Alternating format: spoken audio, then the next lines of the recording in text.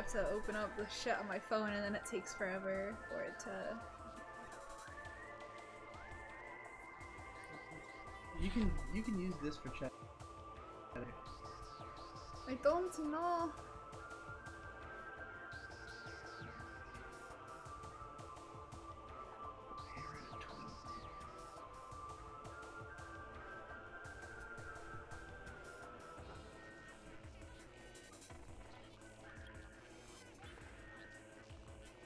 Let's do it offline. Usually like 5 people have to be in for it to work on mobile.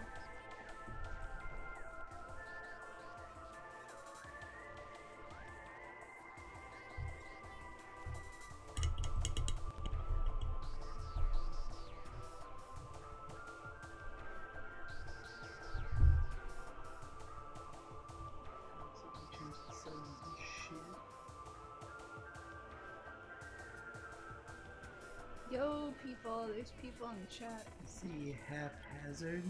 I didn't see what he said before I clicked into the.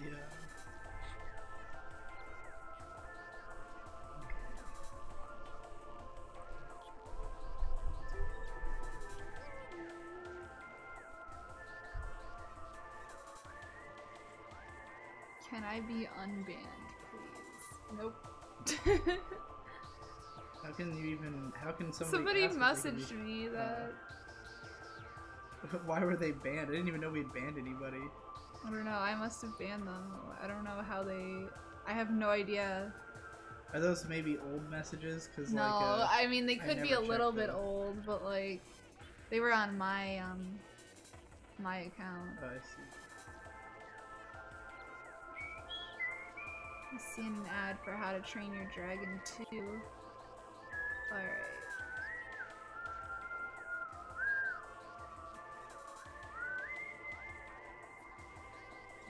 Fuck, did that image save too? It says we're playing Neo still. I know. I gotta fix everything. We just got a subscriber. Did Tom kick the bucket? Who subscribed? It was CM398. Hey, how many months in a row? Does it say? It does not say. Well, he's been around. Tom is at his mom and dad's house. Tom is dying with the flu, so he's not dying. He's any donations would be greatly appreciated. This was the cause. It's Diet Dr. Thunder. All donations on this stream will go to Tom this. directly.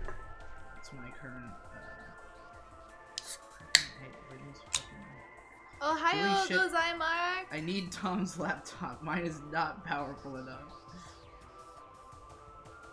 Oh god, what's all this shit? Get off my shit. Okay. Did you? Why the fuck is Mark on camera? Why am I on camera? Because Tom the is people dead. have bended. Somebody's got to read the chat. I know. Alright, we're playing Metroid Prime. We're gonna title this GameCube Forever.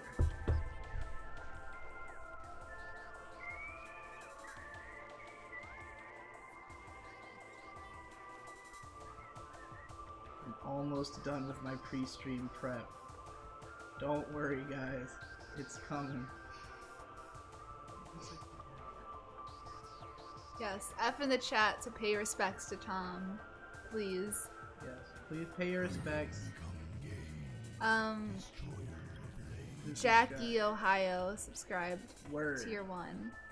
And he says, JoJo meme! JoJo meme!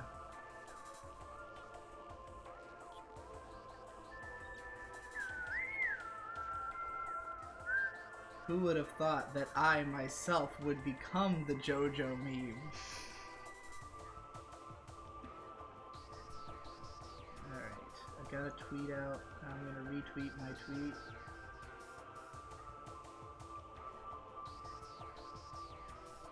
Okay. Now that we're thoroughly tweeted, we've got 31 people. I will ban you for less. Just letting you know. Alright.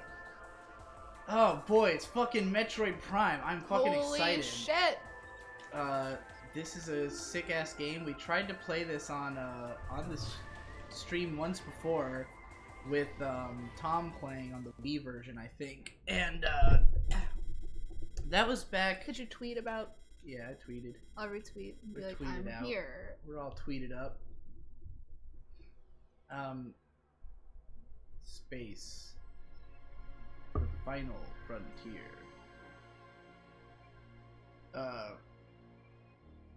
Yeah, like, Tom tried to play this, and that was back at the period when it was like, when the conceit of our show was that Tom was going to play a game, I was going to watch, and, like, you know, then write about the game afterward. But, like, once we started streaming in earnest, it became apparent that because I was on chat duty, I was usually not paying that much attention to the game.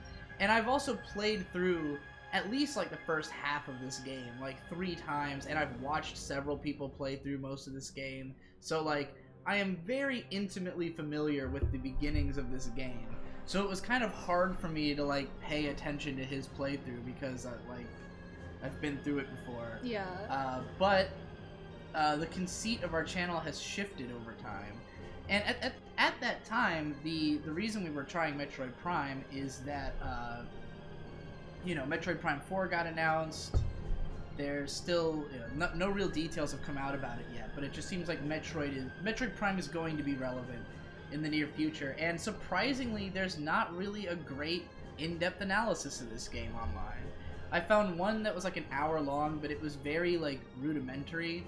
Like, the guy was going just through bit by bit and being like, this part is a tutorial part, and it teaches you stuff about the game. And I'm like, well, that's the obvious thing, but, like, why is it good? You know, like, why is it good at doing that? So, you know, I feel like I could do a Matthew Matosis style rundown of this game, and since I'm pretty familiar with it, you know, not that I'm good or anything, but, familiarizing myself with all the You stuff. could say that we're all primed for the new game. You could say that. Look at this fucking ring. Cool. Alright, is there any way to... So you are not on brand tonight. No, I didn't think about it. I am. I'm wearing the Doomer. That's true. The Doomer, we are... I don't know if you can see You're it. watching I Am Games, the most Doomer stream on Twitch.tv. This hoodie is, like, super comfy. I recommend you buy the more expensive girls hoodie because it's... Is it more expensive for the girls hoodie? It's very comfy. Yeah, it's like $5 more expensive. So you're selling... No, doesn't matter what gender, just buy the girls version. Yeah, it's very flattering. If you I want to have have no it tight in the tits, chest. so it's fine. I've had no problems with it. This switch is directly connected to the force field barrier. Metroid Prime, more like Metroid Prime, because it should be illegal to not know this game. Pretty good. The only in-depth analysis I've seen of this was from a Let's Player who just spoke in depth about the trilogy as he played. Can't remember his name, though. I think Metroid Prime is a really fascinating game because it has... Like, I understand considering it to be, like, flawed, but, like, it's, like, you know, it's a fucking masterpiece. Like, it is a masterwork of game design, of visual design. Like, there's just a lot of really incredible shit about this game that, like, I've felt a deep sense of shame over not having completed it for a long time, but it's because it gets hard and it gets frustrating in the way that it's hard. Like, there's just, like, a long distance between save points at parts, and, you know, I am not a god-tier gamer, but, like, I've never played it with the intentions of, like, doing a video on it or anything like that, you know? Like, I've never dedicated myself and been like, oh, I have to complete this game. Look at this, there's, like, a fucking... See, this is environmental storytelling. You can just run through this room, but if you notice, there's this big fucking parasite that's, like, broken out, it's, like, dead, and clearly it has escaped from wherever that was. But, like, one of these is what we're gonna fight as the boss. So we're basically seeing the boss before we even get there. And all these dead space pirates and shit who clearly got wrecked by Sargi is asking, why would Mark have tits? He's a guy, so that wouldn't be likely. Nothing wrong with the boy having tits. Did you forget that Mark got a tit job? I got a tit job for Soul Calibur 5. Right. So, 6. you know. So Soul Calibur 6. Was it 6? Yeah. Yeah, I got 6 cup size increase, but that was only like a C cup, unfortunately. Yeah. But yeah, I did get a tit job for the show. My loser friend never played this game, but he watched the geek critique Metroid Prime and now hates it. What a dumbass. There was one video, it had like 300k views that was like, the fatal flaw of Metroid Prime, and I was like, what? And so I tried to watch it, but it was unfucking believably long-winded and obnoxious. Like, it was... I observed Wadsworth's Constant, skipped a third of the way in, and it still hadn't gotten to the fucking point. Of course. So a major component of this game is that there is no, like, dialogue and cutscenes, but you can learn about the world by scanning shit. So they're telling me that the exterior of the place is functional. I remember trying to impress my aunts and cousins by showing them how I beat the final boss in this game, but they just wanted to watch soap operas.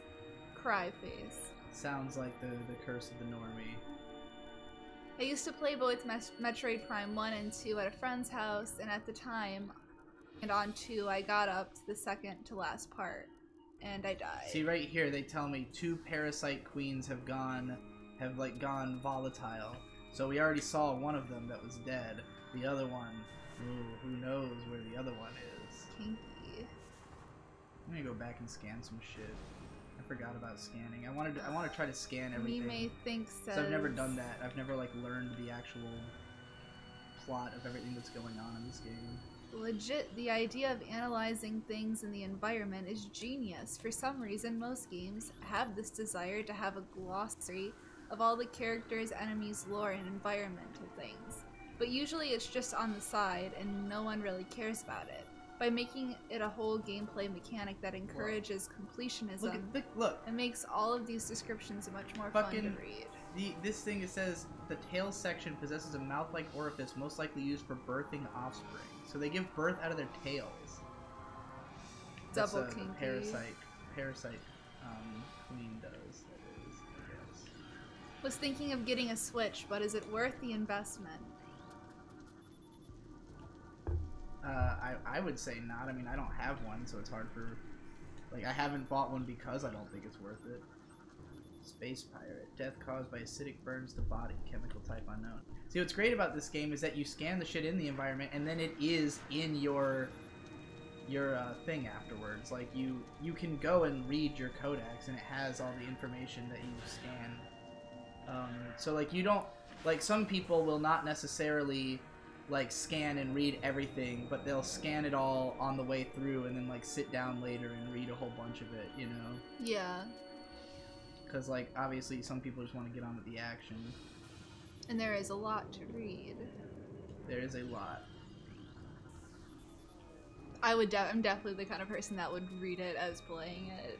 The thing is that like I had never even like really processed that element of the game as a kid, because I had this game back in like 2003, and like, you know, even though you have the scan visor, like you mostly use it, like you have to use it to solve puzzles and shit, but you don't have it on naturally all the time, so you might not even realize that there's like, you know, tons of shit that you can scan and read unless you're like actively trying to scan everything. But it does tell you stuff, like, if you scan bosses and shit, it'll tell you, like, hints on how to beat them and stuff like that, which I didn't even know growing up. Ohio Gozai Mark, how's the Nuzlocke going? What happened to Tome? Just got here. Tome is sick. Tome got the flu, and, see, like, that just told me, hey, like, this thing is broken, you should look out, don't walk into it, and then I did anyways, because I'm a fucking idiot. I will say that, like, the scanning mechanic, like, the biggest difficulty about it is that, like, aiming your camera at particular things is not the easiest thing to do in this game. This creature appears to be in a state of stasis hibernation. So they've got another... They've got more of these parasite queens. This one is alive. It's just a hibernating. Fuck you, space pirate boy. Oh, I killed him in one go. Someone keeps asking if we're red-pilled and based, and if we're right-leaning. What? Like, are they asking sincerely, or is I don't know. I mean, I am. I'm definitely red-pilled and based. I'm not necessarily right-leaning. I don't know. I'd say you're more black-pilled than red-pilled. Is there really a sincere difference? Yeah. I'd say your cynicism and disdain for everything kind of overshadows the red-pilledness. I mean, like, if we're talking about, like, the red pill as in, like the, you know, r/the red pill, then no, I'm not very red-pilled. But if we're just thinking of it, like black-pilled really just means what red-pilled actually meant in the Matrix, which is just that you see the truth and, you know, you're beyond the lies. Black pills are red-pilled pessimists. Sort of. I don't even know if it's... Yoshi is a fucking dirty communist. Agreed.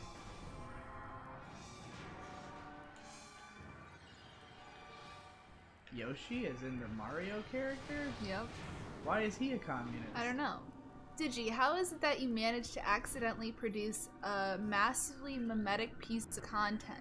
It blows up and brings everyone to dogpile upon you. And also give you that sweet, sweet payola. Yeah, I've made a lot of money somehow off of whatever just happened. I don't really understand. My career makes no sense to me or anyone, I don't think.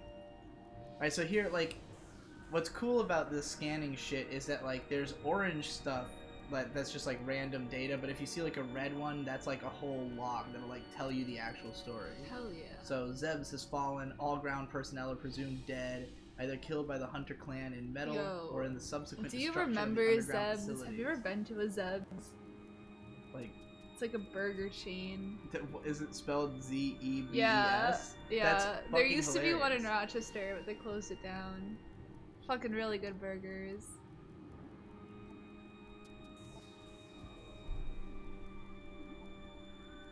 Metroids are healthy, but on restricted feeding schedules due to uncertain supply status, so we know there's Metroids. Metroids are out there. Metroids are go. I think this game is, like, technically a prequel to all the 2D games, if I remember correctly. I don't know if they're technically in the same chronology. I love how May is in the background of that JoJo video. Yeah. It just sort of happened. It was just like, I'm making the video. Well, I was just like... Okay, where should I sit so I won't be in the video? Yeah. But I was still in the video. Like, the conceit of it was like, we had just filmed the live stream where, you know, it was just like a drunken... It was just drunken madness. Like, I got really shit-faced in the process of shitting on the Crunchyroll. Like, I was already drunk when it started, and then I was, like, really drunk by the time it was over. And at some point, like, I had expressed my disdain for the artwork of JoJo Part 5, and then people were, like, giving me shit for it. So I was, you know, playing up the argument against them, just being like, no fuck. Because, like, what, am I gonna give, like, a reasoned fucking argument in the middle of a live stream? No, that is retarded, you know, like... I can't just drop an edited video essay on people, you know, like, in the middle of that. So then, like, I think I popped on Twitter, and, like, people were still talking about the JoJo thing, so, like, I was getting real, like, you know, I was being like, fuck anybody who feels this way, like, you know, what exactly, I don't remember exactly how I phrased it, but it was basically like, if you think this is true, you are wrong, and you're the problem with everything. Why there's so much shit. Yeah. Which I would have thought is obviously a joke, since like literally the day before that I made a video called like critical authority doesn't exist and shouldn't, and you should never take anyone's opinion seriously, and like I am no authority above anybody and all this other shit. And then I'm coming out and like, you know, aggressively suggesting the opposite in a comedic tone. Like, there's been people who are like, well, if it was a joke, then it's not a funny one. And it's like, well, it would be funny if you knew who I was. Like, obviously you don't think it's funny because you were not there. Like, it's a time and place thing, you know? Like, if you were on the live stream, if you were, you know, participating, and if you know my narrative, then you'd probably think this shit was hilarious, as many people do. But, like, it's not a joke for everybody, you know? But anyway, so, like, yeah, the whole, I'm talking about it on Twitter, and then I was like, you know what? I'm gonna do a video. And then, like, at first my plan was to play the episode and just, like, comment on everything I saw. Like, I was just gonna be like, oh, this looks like shit, this looks like shit, like, you know, pointing out, like, why each thing looks bad. But first of all, I started it up, and I wanted to go, like, high energy because I was drunk, and it's way, like, I can't do that high energy sober. Like, I can't even get that, like, outrageous and out of control. So I was like, I want to make this really crazy. But then, when I got up to start screaming at it, it kept freezing, because the internet, like, the video is not loading fast enough. So I was like, fuck, it's not, like, showing me enough things for me to comment on. And I was quickly losing energy because of it. So I just started screaming incoherent shit, basically. And then, like, I turned the camera on again, because, like, you'll notice that there's a cut in there. And the reason for that is that, like, I had run out of energy, but then I saw that there was actually a bad-looking shot on screen. So I was like, okay, let me turn the camera back on so I can comment on this, you know, on this thing that actually looks bad. And is actually a character design. But then, that was the other thing, is that, like, a lot of people didn't understand the video because they think that the video is about character. This is my fault for titling it this way, but I titled it JoJo wins, you know, best character design at the Anime Award, because I wanted people to understand that that was what this was relevant to, was the live stream. Mm-hmm. Even though the video is not particularly about the character design, it's just me losing my shit. But, like, there's a bunch of comments that are like, ugh, what do the buildings have to do with character design? And it's like, that's beside the point. Like, it's a meme video based on a live stream. Like, and then the live stream is fucking taken down. So now it's like good. doubly Dude, incomprehensible. The Anime Awards only had, like, they had less than 50k live viewers. Yeah. And our live stream had, like, 5,000 viewers. 2,500 viewers. It's no, at its highest, but like when you went to the statistics, it had 5,000 like singular unique viewers.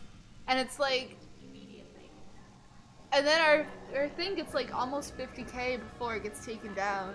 Yeah, it was doing It's pretty just good. like, it was like a more entertaining version of the fucking awards. I mean, the awards were not entertaining at all. They're like, really bad. Really They're really bad. I don't know if they were that bad the last 2 years, but, like, I mean, what the hell is the point of painting it as, like, an event if it's not even an event? Right? It's just it wasn't, like, they were selling tickets to this.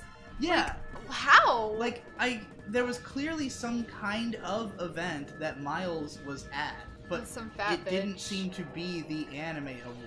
I think they were just like watching the live stream on like a screen or something. Yeah, it was. And they had like a weird get together. But oh fuck! If you paid tickets to go see that, like, you're retarded. Sorry. I mean, it was really funny that, like, everything. Well, most of what we predicted won. Like, most of the stuff that we thought would win, because, like, It was obviously just going to be a popularity contest because it was up to fan vote. So, like, if you leave it up to voters, it's like, well, what's the most popular shows on Crunchyroll? And it's not that way because people value those shows over the other ones. It's that nobody watched the other shows. So it's like, if 150,000 people watched My Hero Academia and only 50,000 people watched A Place Promised Farther Than the Universe, then it doesn't matter if everyone who watched A Place Farther thought it was better than My Hero, because most of the voters didn't watch it, you know? So, like, what did the voters watch? Obviously, they watched whatever had the most viewers. So, like, yeah, it's always going to just be a popularity contest as long as they do it that way. I mean, they should Which just is really have stupid, like one award for like People's Choice or like most popular show, exactly. but then they should just like have. They should take it Well, seriously as an award show if they're gonna have guests come and stuff. Particularly with anime, there is no trusted critical authority. Like, there's nobody who you can. Like, and granted, the Academy Awards are no longer trusted authority either. I mean, like, why didn't anybody seriously. ever have a trusted authority? I don't think you need a trusted authority to have an awards show. You just need like a panel of 100 or so people who come to the table with their own opinions and stuff, but who have actually seen the shows. Well, that's what I mean. That's what I mean by like somebody who knows what they're talking about on some level. And like the biggest reason that the Academy Awards have come under fire in recent years is that they clearly don't watch everything. You know, that like they they're pushing an agenda. Yeah, that like too. I think that's what upsets people the most is that there's a clear agenda that's being pushed in these award shows. Like, right. But like, I think of like, I love YMS's, you know, top lists of the year because whether I agree with them or not, I know that he's seen everything and I know that he has a consistent view of what is good, you know?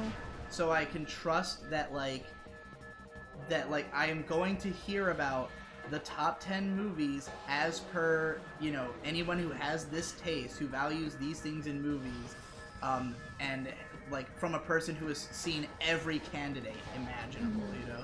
And that's has what I no try reason to to want a certain one to, like, has no bias. Right. There's like, no... besides personal taste, no, like, reason why they would like a show more than the, like, a movie more than the other.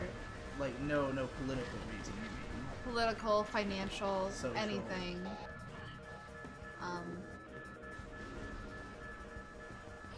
You know, not that I necessarily think that dismisses somebody as having a valid opinion is like, oh, I like to see LGBT shows or like movies that feature this. But I want that to be what you are like. Yeah. If you give me these are the top 10 LGBT shows of the year, yeah, great, you know. But like, when Super 1, just subscribe with a tier 1 sub. It's like if you tell me this is movie of the year and your reasoning is that it has these elements to it, then it's like, well, then like, what if you don't value those things? Like, you know, I need to understand a consistent set of values for it to have any meaning. And like, I don't think the Academy Awards has enough of a consistent sense of values or any of these things. And like, with the Crunchyroll Awards, it's like, I don't think they are willing to let any panel of judges decide it because ultimately it's better for them if it's a popularity contest, because if the most popular show wins the award, then it satisfies the most people, and that's good for business, you know? Yeah, but if they're trying to take it seriously, which it seems like they're doing, then what the hell is the fucking point? Yeah, like if you're gonna have Japanese guests and stuff come, like, wouldn't more people appreciate it if it was a more, like, taken more seriously or handled better? They knew what was going to happen when they had Masahiko Minami, president of Bones, as their, like, their industry choice award guy, because obviously Bones makes My Hero Academia. I don't know. Like, why choose him if other than the fact that they knew that it was going to sweep all the When fucking Super awards One sent a again. message with his sub, he said, "Not racist, just don't like them. Simple as." I wonder. The best part is that it doesn't specify any race. It's just don't like them. I mean, with categories like Best Girl or Best Boy, it's pretty obvious that it's just a popularity contest. But having comparably factual categories like Best Animation or Best Directing, and not treating them as more serious is just asinine. Yeah. I mean, yeah, like have stuff that, like popularity contests or whatever that people would, you know, be excited to vote for, because I don't think a lot of fans even care who Best Director is. Like, if you're somebody who's only watching My Hero, like, and you see the Anime Awards, you're gonna care about Best Boy, Best Girl, you're gonna maybe care about, like, fan favorite anime or Best OP and ED, but the rest of them, like, why would you know who's doing best directing? Why would you know who industry icon is? Like, they have industry icon, which is not something that people can vote on. Just have more categories like that if you want to be taken seriously as an award show. It's really funny with, like, best director.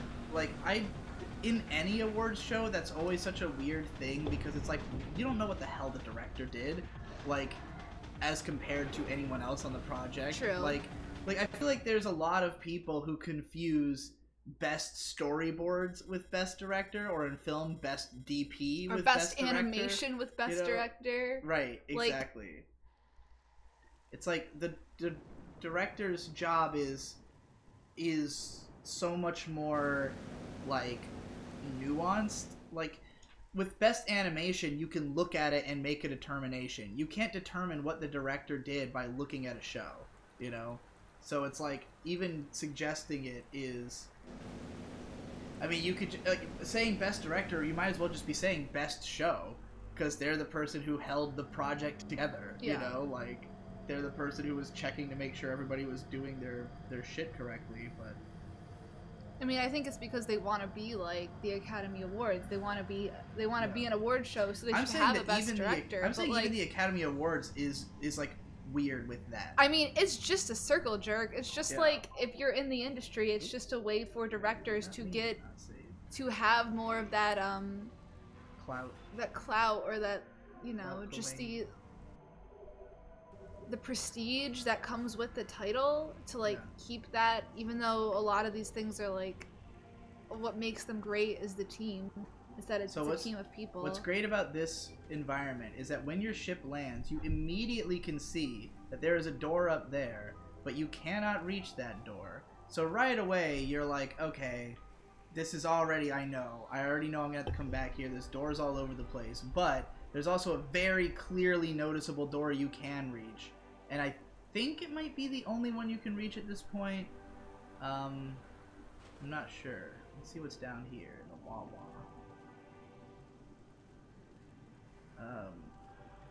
Digi, when you get on Talon 4, you should play in the water in the first room. It's sick, dude. That's what I was literally just doing. Yeah. I'm glad that I didn't even have to be told. People saying animation when they mean visuals in general is annoying too. That too. Yeah. That drives me fucking insane. Like, okay, I really think that, like, of anything I watched, and I'm not saying that there's not a possibility that something had better animation than anything I watched, like, you know, when I think best animation, I try to take it more holistically and not just think of a show that had some amazing scenes, you know? Like, My Hero Academia, it has incredible animation in its fight scenes, but by and large, it's pretty average, you know? But, like, Aiko had phenomenal animation at all times, the whole way through. And, like, I don't think I saw anything that was even contest for that last year. Like, there wasn't a ton of great-looking anime in 2018. Be the Beginning at the very start had, like, the first 4 episodes of that show, incredible animation. After that, there was still, like, incredible visual design. Like, I would say, like, best storyboards, maybe, if that was going to be a category, because, like, the framing of shots and stuff looks incredible. But, you know, like, the actual animation falls apart in the later episodes, whereas Aiko was just, like, consistently looks great all the way through. Never an episode that was like, wow, that looks like shit, you know? Hey Digi, who gave you the copyright claim on the Crunchyroll Awards video? It was 5PB, who's the company that makes fucking Steins Gate. And they did it over... It was because there's a part in there where they played this, like, long-ass trailer for an anime. And that trailer is what got it taken. Digi, how far behind are you on the Dick Show? Today's episode with Rosh V Roosh V was fucking hilarious. Haven't watched today's yet, but we are caught up. We're gonna probably watch it tonight.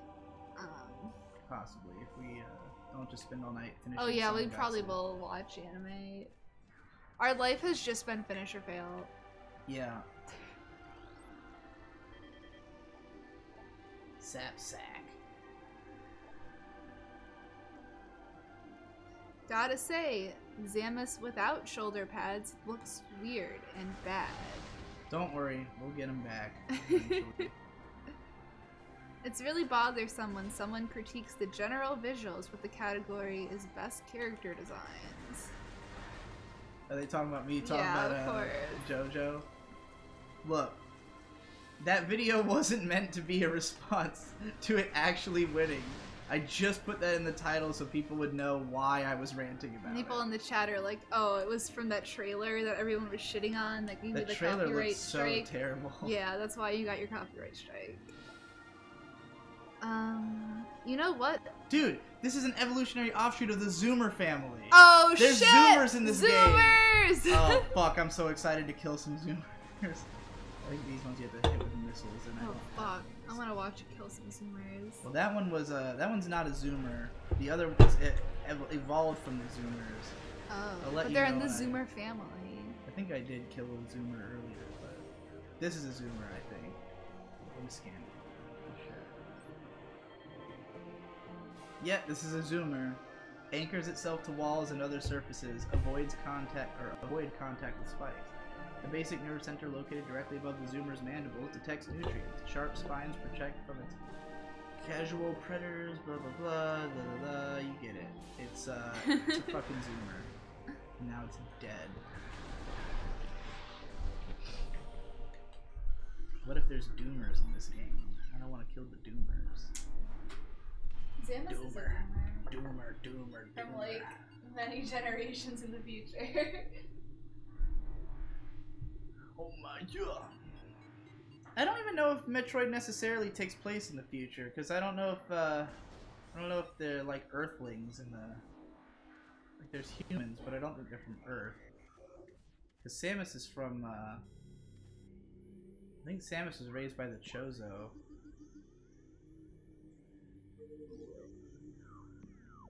But isn't this also the Chozo home planet? Like, is she from this planet? I don't know, and I can't read the chat to find out. And Mark has gone to the bathroom, so I'm all alone in this world. I want to climb. I want to climb. I want to climb. Let me up. Let me up. Can I get up? Can I get up? Can I get up? I can't get up. Can't get up. Not a climbable surface. It's bad conveyance. Oh shit. It's the big room. Ah, the Chozo ruins.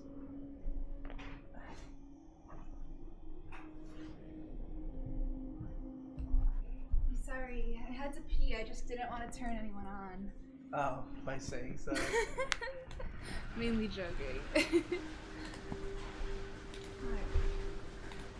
There was a guy, for anybody wondering, there was a guy who was like, apparently, according to the chat, there were multiple guys. There was like 3 people who corroborated this idea. All I know is that Peekaboo, as his nickname is, was excited by the prospect of you having to pee. Flattering. Zoomers weak to indirect attacks. Zoomers are all vegetables and parasites. A good Zoomer is a dead Zoomer. Damn. People are harshing on Zoomers. Thought I had a lot of Zoomers in the audience. Zamus is a descendant of Doom Guy. That's my headcanon. Agreed.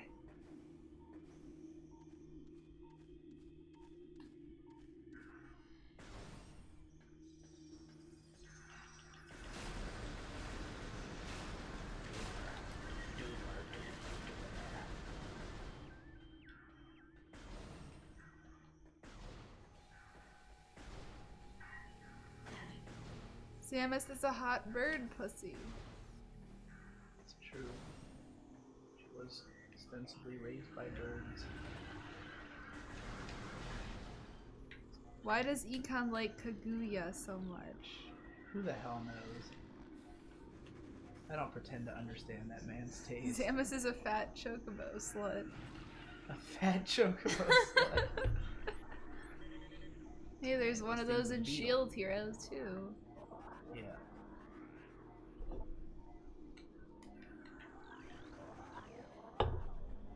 I assumed that was what he was referencing.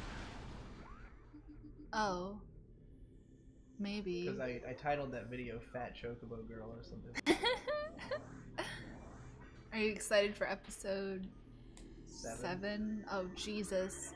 We're already 7 episodes in the new season. Well, that show had 2 episodes at the same time at first. That's true. I think. Or no, it was just that the first episode was double length. Yeah. You're thinking about Buggy Pop, which Yeah. had 2 episodes that came out at first. I just read this place was a refuge for spirits, and I immediately thought, she's a dwelling place for demons. She's a cage for every ugly spirit, every filthy burden makes us drink the poison wine to fornicating wings. Falling now is Babylon the Great. So the way to get Mark to read our chat messages, Red, is to make them overtly sexual. Yeah. Why isn't there porn of Samus laying eggs? There definitely is. There's gotta be. There is. Why do they keep saying Samus? Oh. Are you just reading it that I'm way? reading it wrong. It's Samus. Samus? Yeah, it's an S, not a Z. I know. Samus.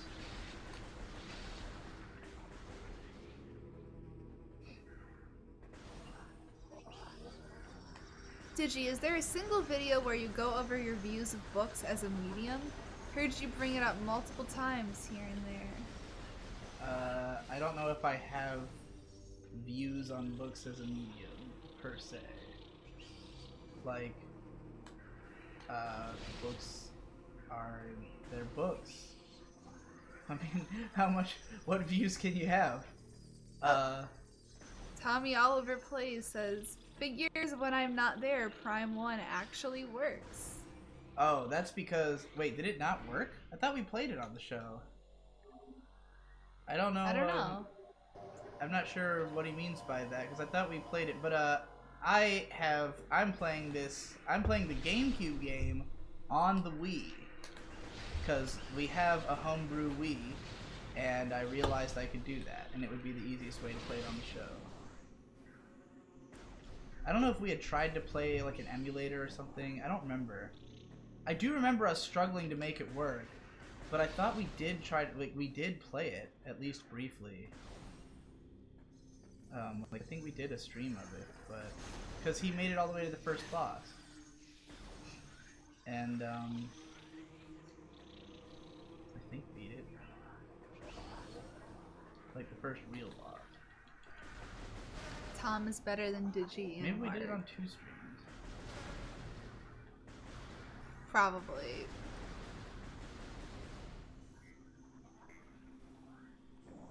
This Garbaggio Samus doesn't even look like she belongs in this world. That's not true. She totally looks like she belongs in this world. Oh shit.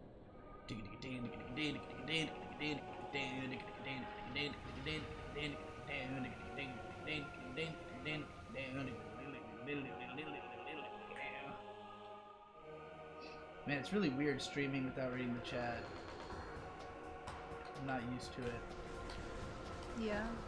Yeah. I play GameCube games on homebrewed Wii U and get some sick HD GameCube experiences. The only thing the Wii U is good for is using it as a virtual homebrew. I agree. I generally hate the Wii, but I love that I can play. They're talking about the Wii U. Oh. Tom and homebrew Mark the should Wii U? host I Am Games. Say Digi was kicked for JoJo meme. Digi has epic drama comeback arc for the views. No. No. That would just be the two of us, like, not talking, like, for hours. Garbaggio is my second favorite quote from the JoJo video. The first one is, why do you insist on living? Why do you insist on living and being wrong, I think is the full. Why are you so wrong? How can you live and be wrong? What the fuck? What is going on? Digi, after this whole thing, you need to bring back the JoJo meme shirt. I know, right? Literally, it's not our fault, though. They just took it down for not being... I don't know. They said it was, like, too specific or something. I could make JoJo shirts. I can make JoJo meme shirts. I mean, we could definitely make the shirts if we decided to make shirts. Yeah, we should just make them ourselves. That's my plan, but, like, I haven't been willing to invest in buying a bunch of shirts yet. I mean, just buy them as people request them. It's not that easy. If you want return on investment, you gotta buy in bulk.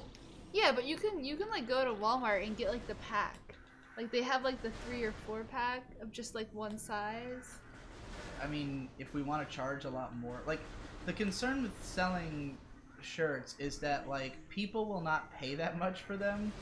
So like if you want to sell them at a price that people will actually pay for, you pretty much have to buy. I'm talking about like Puffy painting the shirt. Customizing. Oh, you're talking about literally one. drawing it yourself. Yeah. How much would you charge for that? For one shirt, I'd probably charge like, hey, let's say the shirt's like $2, and then you know, with one Puffy paint, you could probably do like 5 to 7 shirts.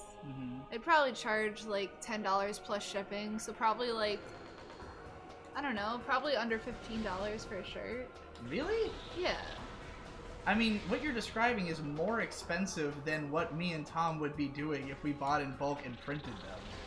So, like, and we would charge minimum 20 for that. Like, if I was going to spend... You have to consider the labor hours. Like, how long does it take you to puffy paint the shirt?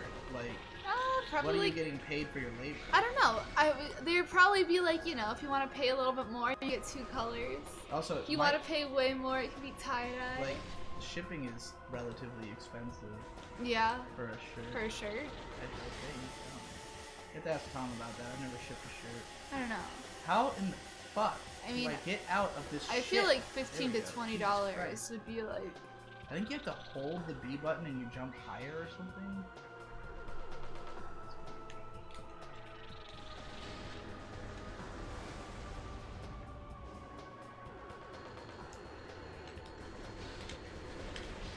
I don't know, guys. How much would you be willing to pay for a handmade JoJo meme shirt? Whatever they say, you then raise it like $5 above that. Yeah. And we would probably be able to ship outside of the US. Just like, you know, you'd have to pay proportional to how much it is to ship. Right. But that would probably be fine. Fuck. Fuck!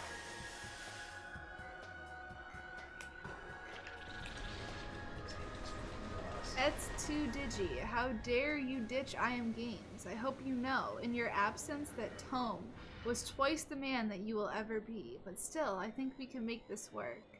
But you need to meet me halfway. What the hell is this guy talking about? It's probably a copy pasta. $20 or under guaranteed. Will buy. I will pay you $30.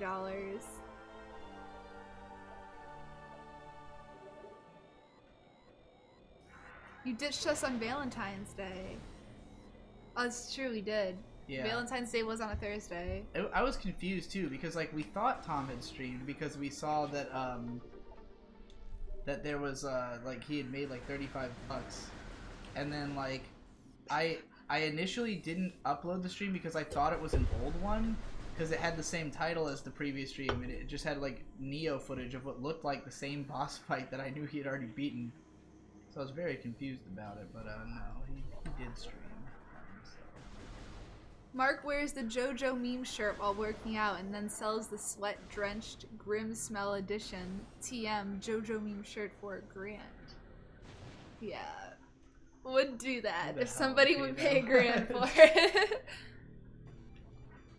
If like, it's really weird with that kind of stuff. It's like if you just like come up with on your own and try to sell something like that, you feel like you're making a really conceited, obviously nonsensical choice. But then it's like how do I put it? I don't know what people would be willing to pay for random, like, things that I have, you know? I'll make a prototype and I'll put it up on Twitter. It's like, I would definitely sell... I would fucking sell a shirt that I had worn if somebody was interested in that for, like, literally any price. I don't care. Like, it doesn't have to be $1,000. It could be, like, if somebody's like, I'll pay you $100 for a short shirt you wore, I'd be like, yeah, of course. That's a huge return on investment. I'd give somebody probably $25 for something that, like, I had worn. Like, it was just a t-shirt. But you're saying you would sell it? Yeah. Okay, yeah. Like... Yeah, like, if... I mean, obviously, I want to recoup the cost of the shirt. Like, for instance, it depends on, like, the rarity and cost of the shirt and, like, how much I like it and how much shipping cost is, you know? But, like, beyond that, if there's a profit to be made, then why the hell would I not sell that? I don't care if you own some weird article of my clothing that smells like me, like... but, like, how do you sell something like that? With leftover nail clippings and beard trimmings. What if somebody made a clone of you? That'd be sick.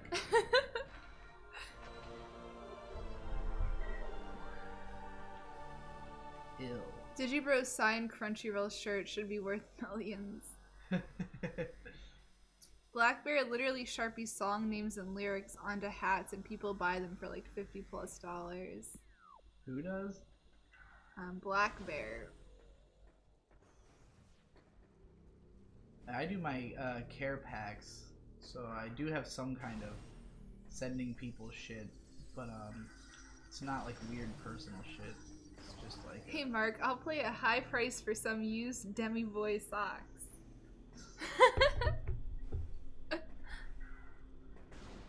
Demi Boy.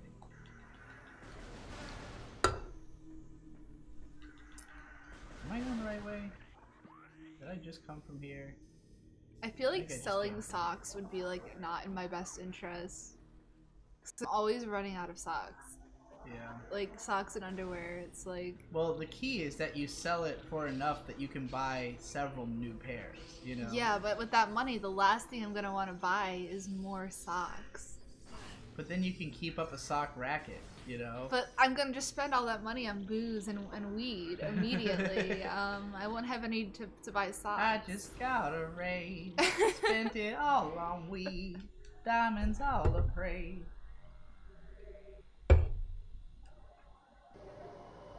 Mark, what's the difference between a flaccid and an erect man? Flaccid men... I think basically, because Victor's the one who came up with the term flaccid man, and he used it to describe both Jeff and Arcata, who at this point are completely indistinguishable as of Crunchyroll X. Crunchyroll it just means Canadian. But I think basically it just is when you don't have a chin, even though you're not fat. Like, if you have, like, a really thick neck and a really small chin, but you don't seem fat, then you just kind of look like a flaccid cock. And I think that's what Victor was getting at, basically. And they also just look very, like... They look like people who don't have a lot of, like, passion, you know? Or, like, wouldn't be able to get riled up in a certain way, you know? Yeah. It's like a lack of intensity. It's sort of like calling somebody milquetoast, except that there's also a visual, you know? I would say that's pretty good. Also, not having a chin. Because, like, Noah Caldwell-Gervais is another YouTuber who kind of looks like that, where he's got, like, he's just weirdly has, like, no definition in his jaw or chin, you know? I think that's basically the main component of the flaccid man. This is the day of the flaccid man.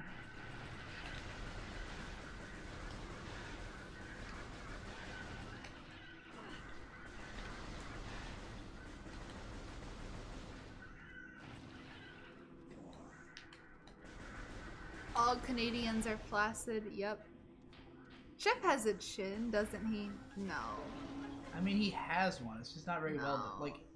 His jaw and neck kind of blend into each other, and I think that is what Victor was choosing as the flaccid icon. Best guy ever is an erect man. Definitely. Yes. Digi is dating a cute femboy. Not a femboy, a demi-boy. A demi-boy. Is Jeff's girlfriend flaccid as well? No, she's just fat. God damn. You don't even, now that she blocked you on Twitter, it's like all bets are off. She didn't block me, she just unfollowed unfollowed me, but yeah. It's not, we're not friends.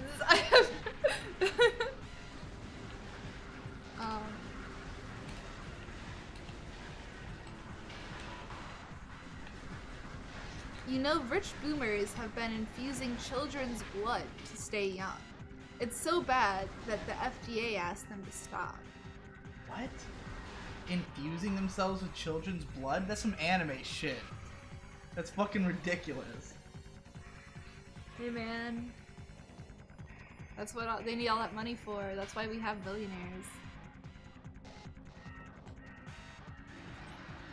Flaccid man sounds like the enemy of Viagra man. Please.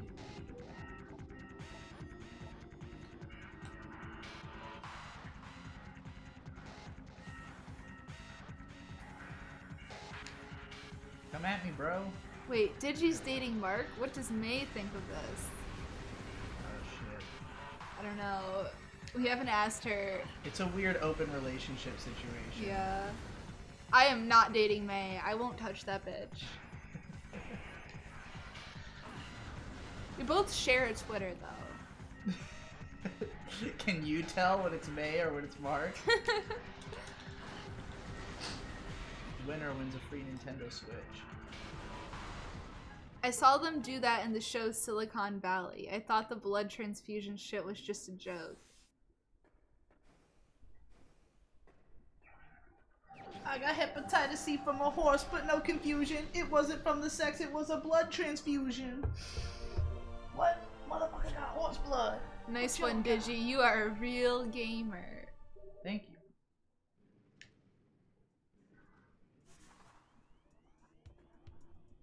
It's not often that anybody says that about me. Just read Mario Kata's autobiography. It was interesting. Do either of you think you might read it? I think it would interest you. I want to read it. Yeah, I was gonna get May to read it and then tell me about it, basically. Yeah. I am still reading the same books that I've been reading for the past, like, several months. Yeah. No. What happens when you do finish or fail? Because the only time that I read is when the show is going on, usually. Yeah. So, yeah. Once Finish or Fail ends, I will have way more time to read.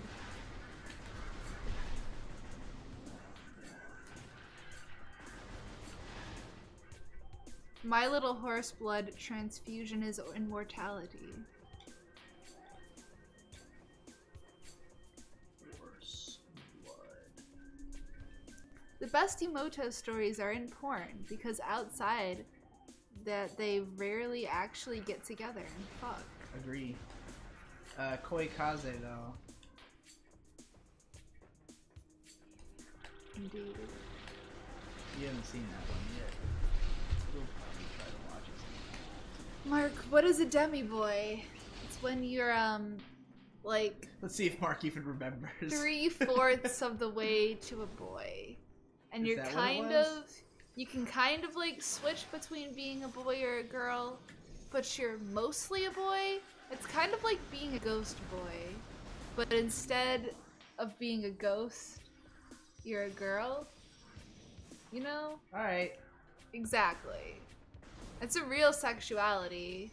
Let me look it up. Let me look up the actual real definitions. in as much as somebody said that they were that. Yeah. I'm pretty sure it's like being a ghost boy. A demi-boy, also known as demi-guy or demi-man, is someone who partially connects to the male gender. It is a form of demi-gender. A demi-boy may or may not be partially connected to another gender as well as male. Okay. So, yes. So is it... It's like being a ghost. I get the impression that most demi boys would be like people born women who feel connected to being a male, but don't want to say that they're a trans man, right? Yeah, but they want to identify themselves as a demi boy, like they're Why part. demi? Because it's the like demi? being a demigod. What is it? What even is a demigod? I've never. A demigod is like you have some of the powers of being a god, but you're still immortal. Like literally Hercules. anything that has the word demi in front of it, I think you're just trying to sound cool. No, like, Hercules is a demigod, and he's the son of a god. And since my father is a man, I am a demi boy. Since I'm half man, half woman, it was so hard to understand.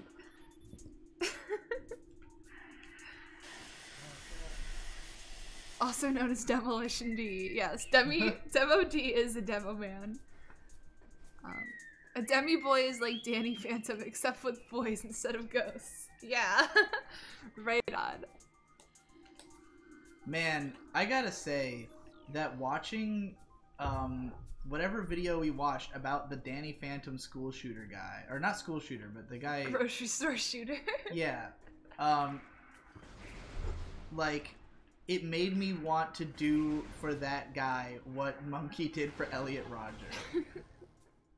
Because I was like, wow, this shit is too real.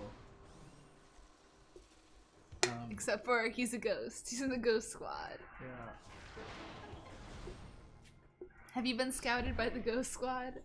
Have they come to you? No. I guess I would just say that, like, the part of the internet that guy, like, seemed to have been, like, cultivated through was closer to my part than Elliot Rodger, who was closer to Monkey's part. Indeed.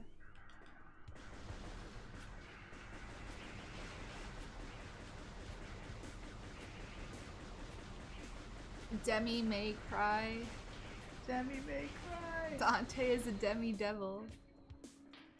Yeah, man. Oh god, fuck. I didn't see all Has this Mage shit. ever been in a Digi video? Mark could try and trick Mage into guesting in the Cockcast. Oh, the Cockcast. Is there any rule that the Cockcast is like girls only? No. You just have to love cock. But that means Mage is prohibited. No, she likes the cock. She likes the bathroom cocking. Bathroom cock. The cock. Yeah, Yeah, you get it? No, it would actually be like a good idea to have Mage on. You weren't even planning to do it anymore. I mean, yeah, like I don't know. The last recording of the Cockcast wasn't so hot, and I think we have to, like, you know, rethink the direction of the show. And Because by which you mean stop. maybe. I don't know. It might be fun to have Mage be on there, but I don't know. I don't know, man. We'll just wait till the new episode comes out, I guess.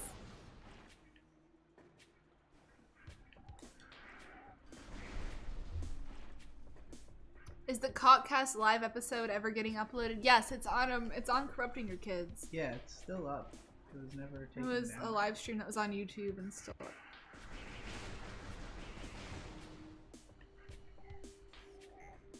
Is Mage asexual, or am I misremembering PCP lore? She is asexual. Yep. Very insistent. LOL, you two might be too degenerate for Mage to handle. Have you seen Mage's art on Twitter? Why is it super degenerate? It's fucking like cockroaches and shit coming out of girls' faces. So yeah, it's degenerate. She's degenerate. She Just in a different way. in a different way, but she still is. I mean, anyone who's She likes associated in any way Danganronpa. with me is automatically Yeah, she degenerate. was a brony. I'm kind of like amazed that Mage is like willing to be on the PCP because she's so non-confrontational and like doesn't like drama or any of that shit at all. That like the fact that she's even willing to involve herself with people who are so flagrantly that, like, I don't know who she hangs out with on the internet that she's never gotten in trouble for hanging out with us, like with her friends, because most people do. Like, I've lost a lot of connections and internet friends over the fact that, like, they won't talk to me anymore because their friends have a problem with them knowing me, you know? Yeah. And, like, you know, there's certain people who I still like, but I don't talk to anymore because whatever clique they fell in with really disapproves of me. And even some of them disapprove of me, whether they're willing to come out and say it or not, you know? But that's right. This one's gonna be on one of the platforms. I don't know. Yeah, it's surprising. I just think, you know, like, even her partner is somebody who would, like, disapprove of you. Well, I just don't think she gives a fuck. He wouldn't disapprove of me in the same way. Like, he's just an argumentative asshole who I argued with a whole lot. I don't think he strikes me as the type of person who'd be like, oh, you can't talk to this person because I don't like them. You know? If anything, I feel like he'd be the opposite. I mean, but if there are people like that in your life, you should cut them because they're toxic. Yeah, Mage is a lot more red-pilled than I think a lot of people realize as well. Yeah. But she is very non-confrontational. Yeah, but her hand-drawn art is pretty sick. It's on her Twitter. You should go look at it and say, man, I definitely Mark like sent you. her hand-drawn stuff more than her. I do too. I do too. Her digital stuff. I just tend to like hand-drawn art a little bit more. Same. Mr. Digi, I regret to inform you that most Lupin films and TV specials are globe-trotting dumb action blockbusters that aren't really in the Phantom Thief genre so much as they are spy adventure genre. I am aware. Yeah. I've seen a bunch of them. But the thing about it though is that the films have the advantage of a lot of them have really awesome animation and shit, so they're better at being that, you know? Mm-hmm. Cause like in the show, like when there's a big action scene, it'll literally just, it'll usually be literally them just like running from a hail of gunfire and like miraculously not getting hit. And not to say that there's none of that in the movies or anything, but just that, like, you know, in the movies you might get some fucking insane, gorgeously animated like chase scene or something, at the very least. I cannot remember where the fourth runic symbol is in this goddamn Mark, room. now you tell us to check it out. How did you get into the more gory stuff? I've only been reading it for about 2 years now. Oh. It's over there. You know, it starts young. Morbid curiosity, I think, is a big factor of, like, how you get into it. You're not like a huge gore hound or anything like that. No, but I do really appreciate like what like looking at gore can do for you, and it's fascinating to look and think and to face death and your mortality in, you know, in a safe way. I also just like really like reds.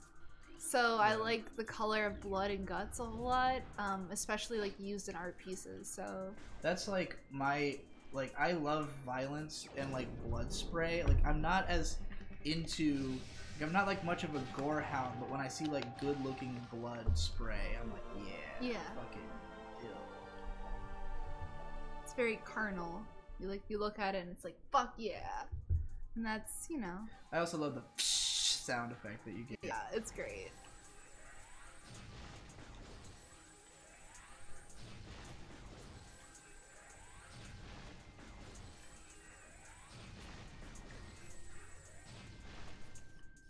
Mage is more red-pilled than any of the other members. She calls herself Mage since that's her rank in the clan. I see. Not true. I see. Oh boy.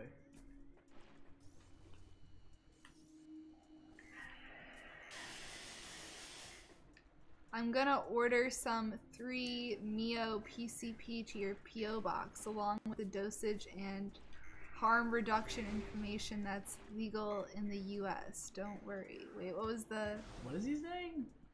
Okay, he said, I don't understand why you guys aren't into research chemicals.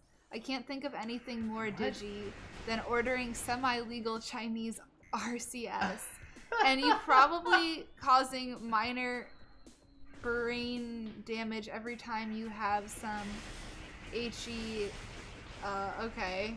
He's just talking about sending us chemicals. I'm going to be way too wary of that to do it.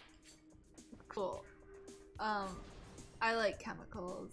Come eat some chemicals with me. Come eat some chemicals. Madness. Feeling scared. Was wondering what you guys think of when it is okay to pirate media and when it's not okay to pirate media. It's always okay to pirate media. It's always okay. Yeah, there's no reason not to, really. Yeah. There might be a reason to buy or purchase media. There's never a reason not to pirate. Like, if you want to support somebody or if you want to own a product. But if you don't care about either of those, then why the fuck would you not? That's what's so infuriating about everybody who says things like piracy is stealing is that it's not competition for the product. Like, it's two different, like, it can be competition, but it's not inherently. And, like, if anything, I would say that the problem is that they don't sell us the thing that piracy can give us, you know? Yeah. It's like, really, okay, in the case of anime especially, like, when it comes to video games, the problem, oh god, let me fucking take a step back. So, there's this amazing quote from Gabe Newell that always comes up in these discussions, and I can't believe there are people who don't just listen to this quote because he literally, it's the whole story. But Gabe Newell said, piracy is a service problem. Like, if people are pirating, it means that you are not providing a good enough service that they are willing to pay for it. Yeah. And in the case of something like anime, the problem is that being able to just watch anime in Japan, you would just watch it on your fucking TV. You don't have to pay for anything. I mean, you have to pay for cable, ostensibly. I mean, like, let's say you're watching Log Horizon. That's on NHK. That's a public access channel. There's like, tons of anime that would be on channels like that. Right. So it's like, you know, it's meant to be paid for by the, I mean, it's meant to be paid for if you're buying a DVD, but this is stuff that's meant to be broadcast. Right, and so it's like... It's not a movie, it's a television show. It's always going to feel unfair to a Western audience that they have to pay for something that the Japanese can watch for free, and that isn't necessarily worth paying for. Like, that's a decision you're meant to make on the basis of having seen it. Nobody goes and buys DVDs in Japan of a show that they've never seen before, unless it's like, you know, something that they've been highly recommended and they're going to go check out. Like, we all do sometimes buy DVDs just for the hell of it, but, like, it's such a huge... Yeah, but usually because they're cheap and we wouldn't watch it, if we wouldn't download it. It's just like, oh, I see it. I have a DVD player. I can play this on a reasonable quality it's more of easily. Like a why the hell not kind of thing. Yeah, but like, I have $5 burning. When they insinuate that, like, oh, you're meant to pay $50 for something that you have no way of watching and confirming is even good, then I'm like, you're being insane at that point, you know? And, like, the only reason the industry was able to function the way it was for so long is that we literally had no alternative. There was no other way for Americans to watch anime other than that. And so, like, yes, they were providing us a service, but now other people are providing a better service for free. So, like, you'd have to be insane at that point to pay for something that you haven't seen before, when that's not even the expectation of the product when it's made. Like... Yeah. And I'm not... Personally, I think that's just really bad buying habits. Like, I think you're basically letting the industry fuck you if you do that, you know? And I'm not okay with that, because I think that there is morality in what you purchase, and it's unfortunate that most people are ignorant about most of the things they buy. And so when you say something like, oh, I'm not gonna buy, like, say, Nike products because I know that they are, you know, they do evil stuff, and then people look at you like, oh, what are you, a hipster? And it's like, no, I'm just what everyone should be, you know?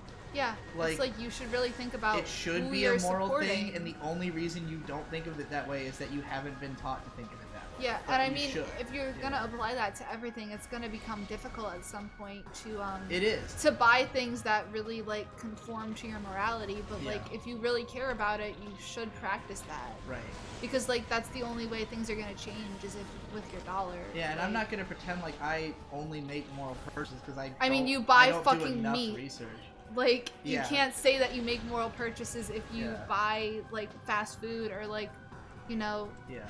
any kind of like meat you get at the grocery store. It's like at the end of the day, me comes first, and it's a lot easier for me to say like I'm not gonna buy Nike shoes because I don't care about Nike shoes, like, yeah, you know. But I do say that like I won't buy them, but that's partially because I know I have alternatives. I can buy, you know, there are American brands that make better shoes that I would rather own anyways, you know. Mark is green pilled? No, I like to eat meat.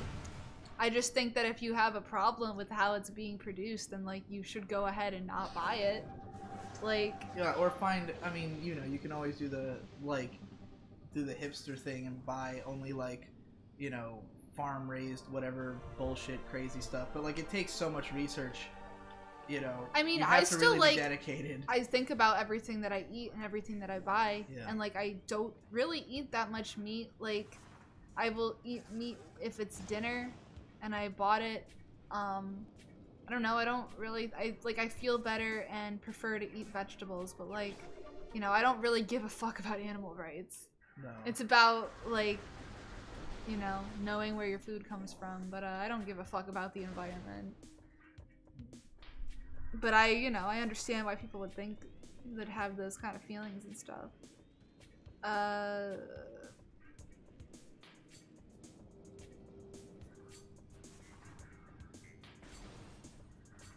As long as you're making conscious choices. I am a vegan, but I still buy animal tested stuff. It's just more work than I'm willing to put in, and I'm aware of the choice. The important step is making the effort, thinking about shit versus living automatically like a fucking Right. Chinese. Yeah. Like an Exactly. NPC.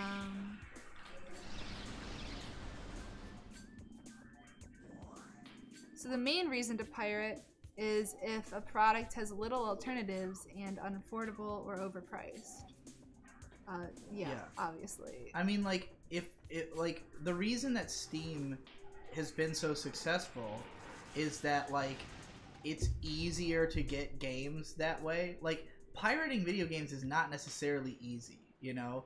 Not only does not a ton of people know how to do it, but, like, it's just, like, you have to jump through a lot of hoops and shit in order to get it, unless you're already, like, you know, baked into the infrastructure of doing it. Like, if you're somebody who does it so regularly that you are... I mean, it's still more effort than just downloading it on Steam. And Steam Yeah. is really great because, like, you can sign in on any computer and have access to your account and just download the games. You don't have to fuck around with physical media. And, like, there's a lot of shit that's on Steam. And there's reasons to get games on Steam if you care about all the gamer cards and shit. Yeah. Like, I don't know, I think Steam is a good service, and I would buy a game on Steam versus pirating it. Same. Like, I just don't want to go to the trouble, like, you know, and, like... I mean, I pirate, like, I feel similarly, visual novels like, and shit all the time. with streaming services, it's like, I am willing to pay for streaming services. It's just a matter of, like, what can they provide me, and are they as good as the alternative? Because, like, something like Crunchyroll, it's like, they have a pretty good selection, but, like, at the end of the day, I want to watch every anime. So no matter what, there's no way I'm only using legal services, because they don't have every anime. There's too much shit that's not on Crunchyroll or Netflix or anything, and so at some point it's like I'm paying for all these subscriptions, and none of them have everything, so I'm still gonna be watching shit on illegal sites, and, like, you know, the actual streaming experience is not necessarily even as good as some of those illegal sites. Like, you know, currently I'm using mostly twist.moe to watch anime on, and like it has some issues in that it takes a while to load sometimes, but like it looks fantastic. It looks as good as I care for it to look. I mean, even now, you can, on Netflix, you can download shows and movies. You can't do that on Crunchyroll. You can't, like, just because you have a subscription, download shit. Like, I prefer to have downloaded Medium because I don't have to wait for it to buffer. I can take fucking screenshots and shit. I can watch it on any device I want, and until somebody can provide me that kind of service, I don't fucking want to fuck with them. The main reason I don't download shit is file management. Like, because I take so much footage at all times and make so many videos, I'm constantly having to move shit around on my hard drives and fight for space. And like with the amount of anime I watch and with the sizes that they're getting to at this point, because everything's fucking massive, it's like, it's just too much. I don't really understand how making a conscious choice matters if what your choice is a self-decided immoral one. If anything, that is a worse choice than an ignorant one, isn't it? Basically saying, like, if you're making a choice that you know is immoral, how is it better than an ignorant one?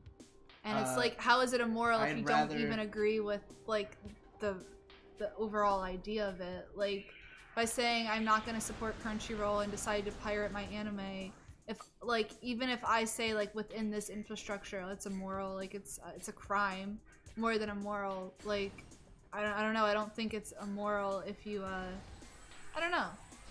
You completely lost me. I don't know. You said so many words that had no connection to each other in my mind. I guess it's just you don't give a shit. No, I just literally don't know what you're saying. I don't either. Lost. I'm sorry. I'm retarded. I mean, if the question I'm never gonna talk again. Would you rather make an ignorant choice than a deliberately immoral one? Yeah, that's obviously what it is. No, I think something I hate about people in general is that everybody wants to be moral. Like, everybody is so desperate to see themselves as a good person that they will willfully be ignorant so that they can preserve that. And I think that most of you, like, it doesn't absolve you that you are ignorant, in my mind. It's like, you're still doing the thing, you know? Like, I'd rather that people admit that they're doing the thing knowingly and just be like, yeah, I'm not pretending to be a morally upright person like so many other people are, you know? I hate people who pretend, like, who think that they are... Anybody who thinks that they're, like, a great person, I take umbrage with it, because I know that you, in some way that you don't understand or don't know, you've probably taken more than you realize, you know? So, yeah, I mean... I don't really buy into the idea that there's any good people out there. Yeah, it is all gray. It's all gray.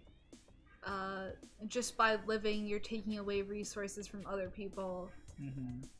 So, you know, it's not really about moral... Like, I don't know, I don't really necessarily agree with everybody's idea of morality. Yeah. That too. And I don't really... You know, I don't think supporting a business is moral. I think helping people and caring about people is moral, like morally righteous in my perspective. But like helping companies, or, you know, money is just a conception. In honesty, I don't necessarily know like what is the most like.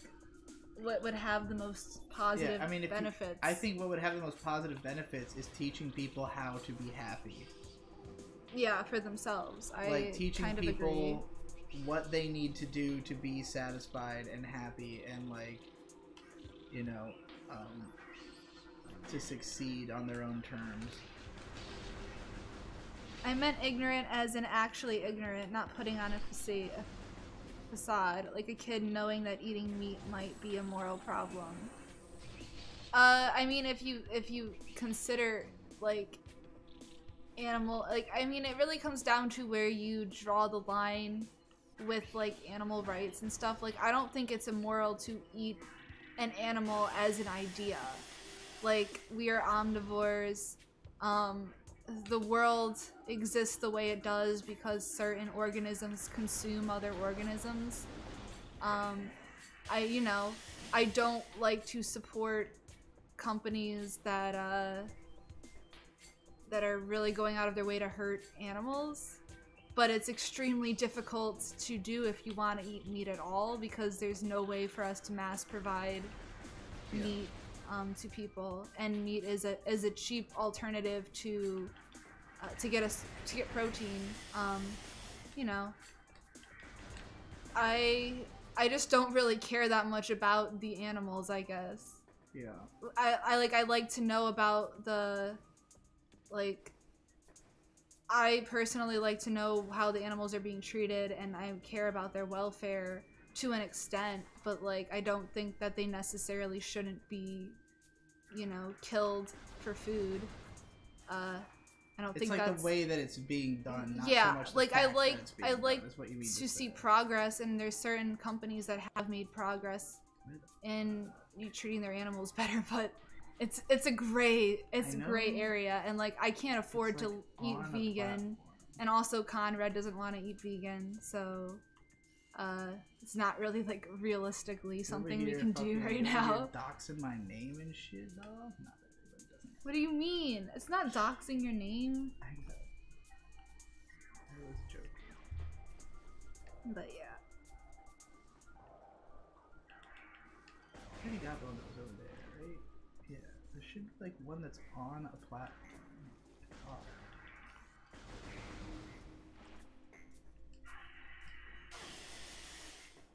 It's probably just like one angle you can see it from.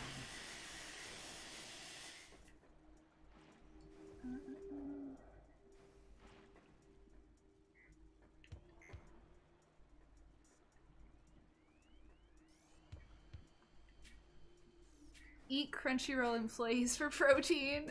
Yeah, that's the goal. When the choice is conscious, you make efforts into reducing the damage of your immoral decisions. It's not black and white. At the end of the day, you just gotta be proud of yourself and your decisions. You can stop eating meat, but still animal-tested medicine, and that's not a contradiction. It's reducing the negative aspects as much as you can and you're willing to. Yeah, I don't use makeup and beauty products that are tested on animals. I like go out of my way to buy brands that don't do that. Yeah.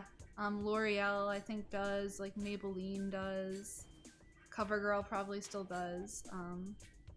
I care about stuff like that. And yeah, like even if you stop eating meat, it doesn't change the fact that like tons of companies rely on animals and animal testing and stuff. Isn't Crunchyroll free now, with the exception of freshly released episodes of airing? They made that change after Digi's video, right? I mean, no. Crunchyroll had always had free episodes. Yeah, you can always watch certain stuff free. Fucking their website sucks. Yeah. Like, if I'm gonna watch it free anyways, I'm just gonna watch it on something that doesn't suck. You've always been able to watch it free. It just has commercial breaks in it, which is yeah, but if you have ad block on, it's not gonna have the commercial breaks. That might be true. If you watch, like, I watch a lot of shit on my phone, so there's like no way to get around that if you're using the app. So that was always annoying, but I cannot find. I just really don't like their player, and like I know they've fixed it, but like I still would prefer to torrent my anime. Oh, it's just right the fuck here. God damn it. Never seen anyone make it out of that room in a short span of time. The worst is when people use the toddler level argument of, what if someone did that to you? What if you were an animal? How would you feel? Like, fuck off. Like, yeah. Obviously I wouldn't want to get eaten, yeah.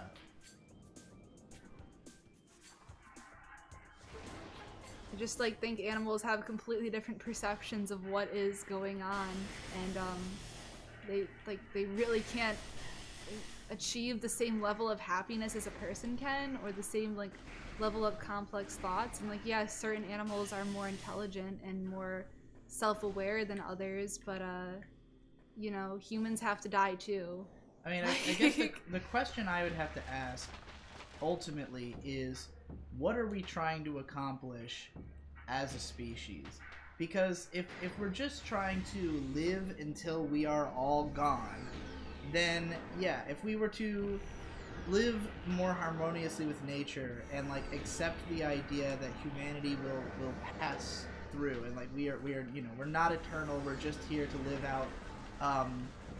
out our lives until we're dead, then in that sense, like, it makes sense to say, like, let's not kill other animals and stuff like that. But if what we're trying to do is to progress, like if we're trying to eventually evolve into the highest state that we can and find some way, like, off of this planet and elsewhere, then it's basically taking whatever resources we can to make that possible, and you know, hopefully not taking faster than we can,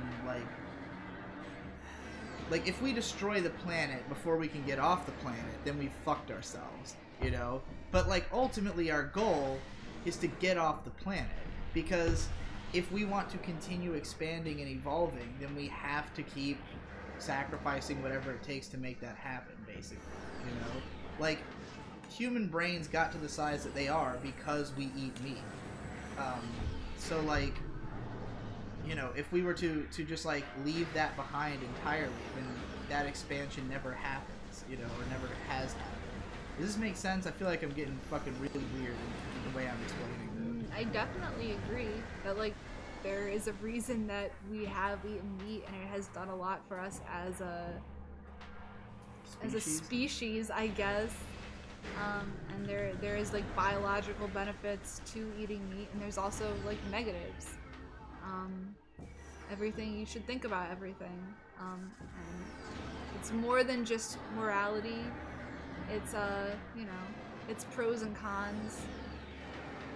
But I think that there is a lot, like, we gotta stop talking about this. This is getting way too heady, and I'm fucking like, because there's no fucking right answer. Like, no. What's the right answer? Like, we're all gonna eat freaking fruits and vegetables forever? Because if you're eating like a vegan diet, you need to eat way more food, and people can't, like, a lot of people can't afford that. It's difficult and expensive, and it's not. It doesn't have to be expensive. It doesn't have to be expensive, but people need to be like re-educated on nutrition, at the very least. Let's see.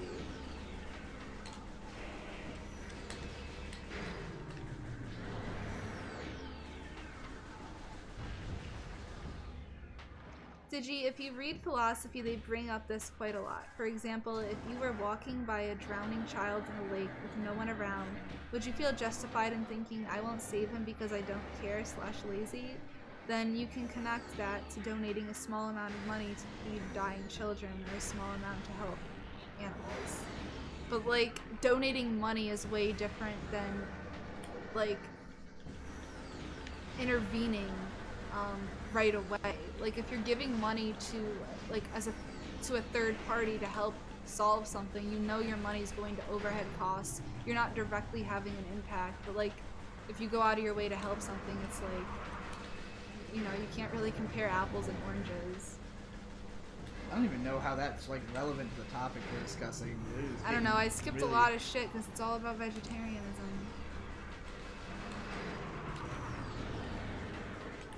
Gotta get into some less philosophical talk here on this video game live stream. What's worse? Oh yeah, and there was one by Tom. Where the fuck was it? Was it what's worse, talking about anime or talking about? No. Oh god damn it.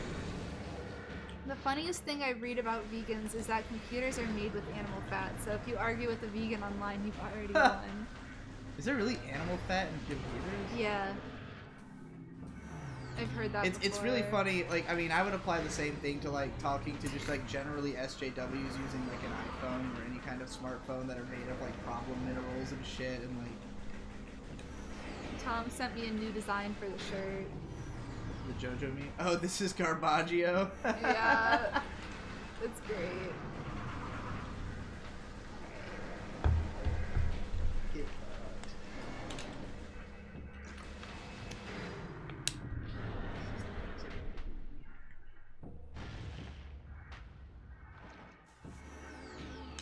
Fucking owned.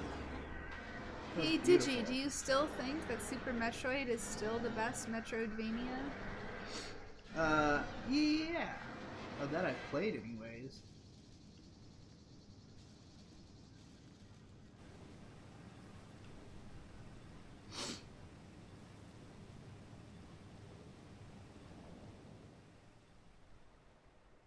I wouldn't consider Super Metroid a Metroidvania, though. It's just a Metroid. Yes. There is no Vania element to it. We want fuckboy comments, okay? Weather is pretty brutal, eh? It is, though. Actually, it was somewhat warm today, and the snow was melting. Today was nice. Like today was alright. We had a snowstorm for a couple of days, so we just didn't leave the house, and it was nice. I can see clearly now the rain. Who's complaining about the lack of shoulder pads? We got him back! Hell yeah! We got him back! Can you give me another drink, please? I'm very desperate. Soda. Okay. Soda. What's your top 5 anime directors, did you? Oh boy. Hideaki Anno is number 1. Hayao Miyazaki is number 2. Akiyuki Shinbo is probably in there. Masaaki Uesugi is pretty fucking good. I bet there's some shit in the Wauda. Came up out the Wauda, like my cousin Ursula. I have somewhere on the internet is my top. Did you say Takahata? I did not say Takahata. Takahata, R.I.P. He is not in my top 5. Fuck you. Is he in your top 5? Surely. Yeah, you'd put Takahata in your top 5? Yeah. Above fucking Leon, bitch. I didn't say Yamada Naoko. Well, who did you say? I said Hideaki Anno, Hayao Miyazaki, Akiyuki Shinbo, Masaaki Uesugi. That was all I said so far. It's 4. Yeah, I haven't decided. Somewhere on the internet is a list of my favorite directors, but it's like 4 years old, so I'd probably put Takahata above Shinbo. Well, you haven't watched much of Shinbo's anime, so that doesn't surprise me. I've watched his porn. Which one? Night Shift Nurses. That's that him, was right? not him. No, which one does he do? He does some nurse one. It was a nurse. Fuck, what's it called? What Nurse the fuck was Me. it? Yeah, I've definitely seen it. I've seen fucking every porn. I showed you some of Temptation recently. Yes, yes. Which is great. Yuaku. What am I doing here? Oh. That's what I'm doing in here. I stepped out the front door like a ghost into a fog where no one notices the contrast of white on white. And in between the moon and you, the angels get a better view of the crumbling. Oh no, what do I do? I don't have the beam that kills this thing yet. Ah! Difference between wrong and right. Hey, it's where the spider ball track was. Oh god, what a plunge I just took. Get off my nuts, get off my nuts, get off my nuts. No, still some on my nuts. Some insistent on being on my nuts. Oh man. So this is some interesting level design here that like my thought was like after I beat this boss I'm gonna go back to the Chozo ruins and explore all the stuff that I can do now, but they deliberately force you to not be able to do that. So that's interesting. Oh jeez, there's so many come. Unless I can get back.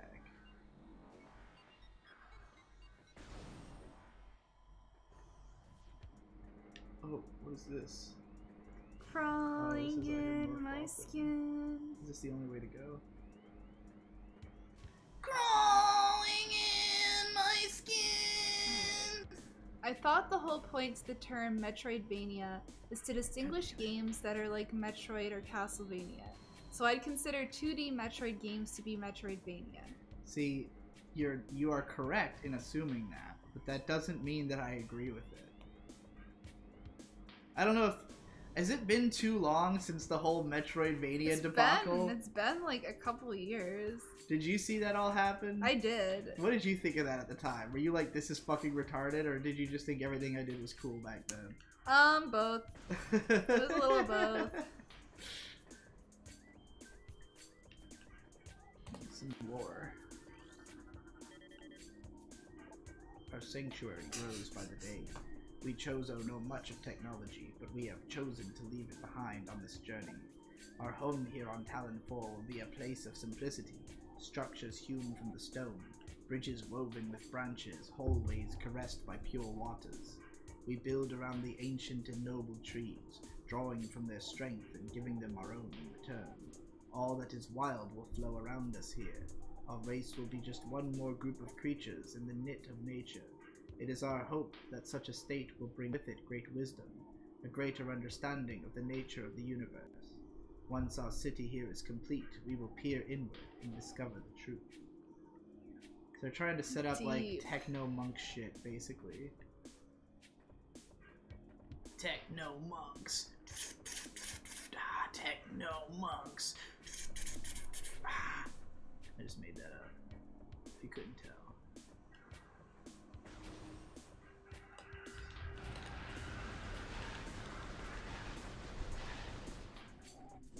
Now everybody's saying we should ban art and ban rape in chat. Ban art? Yes. Ban all art. Art is not okay.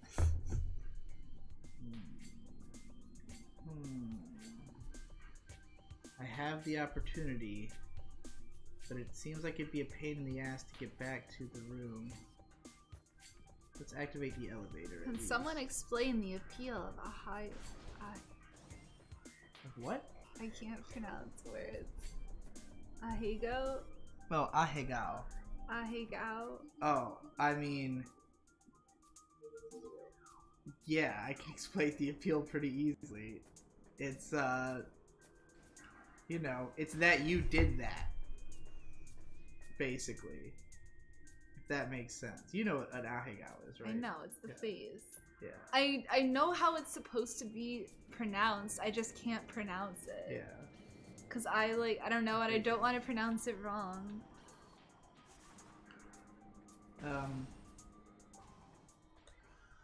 I've never been like particularly more partial to that in porn, but IRL. You just want to see a girl fucked up, you know? Mm-hmm. Mark can't read on 2019, I know.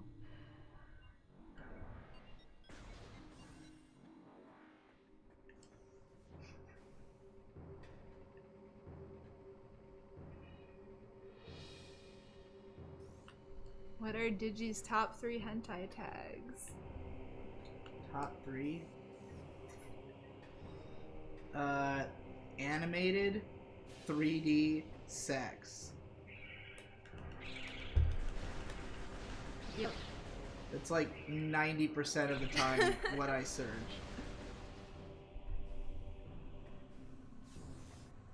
The Mark entity has only existed for a year. It hasn't learned to read yet. That makes sense. May can read fine though. Yeah. It's weird because like reading out loud I think is a skill that if you're not doing it somewhat frequently, it will kind of like devaluate, you know? Devaluate? Yeah. Deteriorate, you mean? No, it'll devaluate. Or like just speaking. Like if you do a lot of it and you practice and consistently like try to improve, you will be well at it, but like it's kind of like working out. If you stop doing it, you'll just kind of stumble over your speech. Yeah, I mean, I've said that, like, people ask me all the time, like, how do you get good at talking on camera? And I'm like, talk on camera.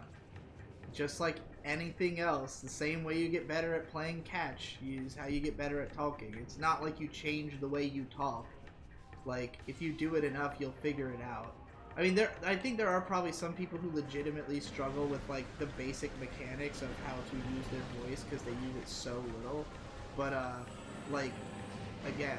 I don't know, man. I definitely feel like even if I do practice, like I'm trying to set a certain tone with my voice or trying to project something into how I'm speaking, and at certain times I want to sound like, you know, more refined, and certain times I want to sound more casual, and I always I just struggle with verbal communication. And yeah, talking on screen or with other people definitely helps, but if I've like had a long period of introspection or kind of like isolation, it's really hard for me to to get back at the level I was once at. I feel you. And like if I'm on a roll, I can like, you know, use that energy to kind of propel me forward, but sometimes I'm just retarded. And I don't know why. I just I was miserably bad at talking, and then I went into the fires of the pub crawl and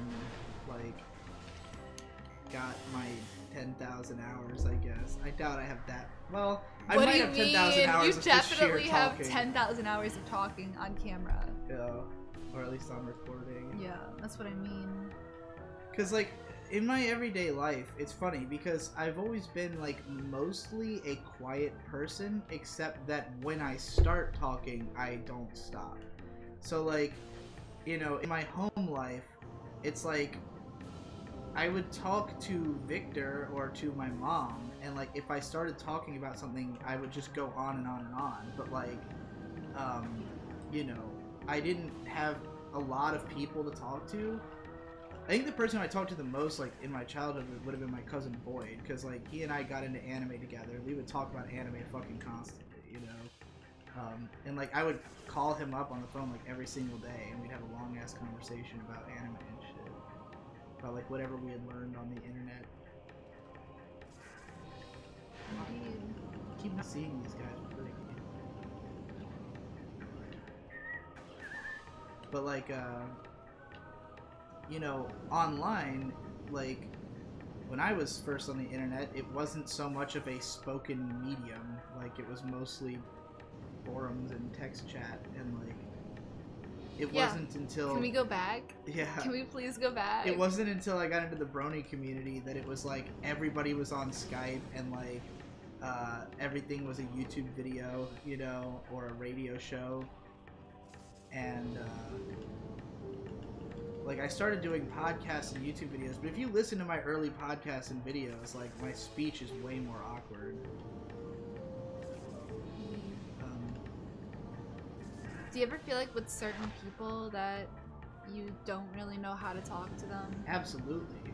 I mean, I would say most people. The thing is that I'm good at talking in front of an audience because it's just a nebulous concept of people. It's not any one person I'm talking to. So I'm just true to myself because you get to choose if you tune in or out, you know? Mm-hmm. In real life, if you're stuck in the same place as somebody and they're trying to talk to you, it's I can't just be myself because they probably are not interested, or, you know, might even really not want to hear what I have to say. So yeah, absolutely. it's you much more have to think about the audience in those circumstances, whereas online I don't think about the audience at all. I'm just talking about whatever I'm interested in talking about, you know.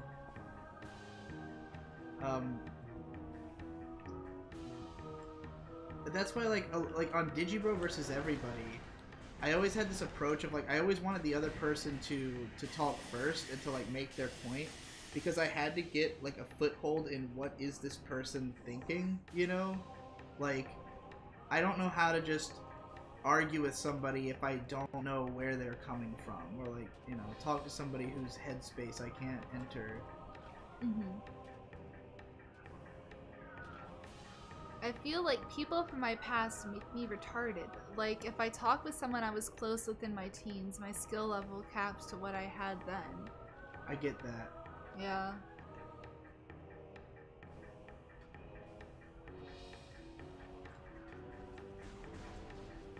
It's that weird inability to not be able to separate yourself from that person and your relationship from that person, and what they're projecting themselves into.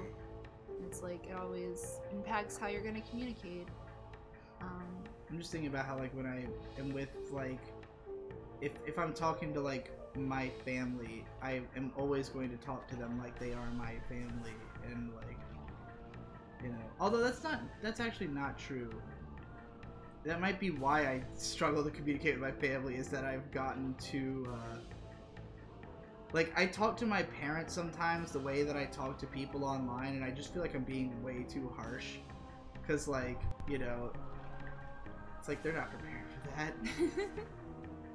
That's where I came from.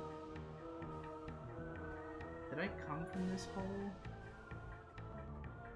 Did I emerge? Stream Elements has notified us that I Am Games has been streaming for an hour and 49 minutes. Ooh.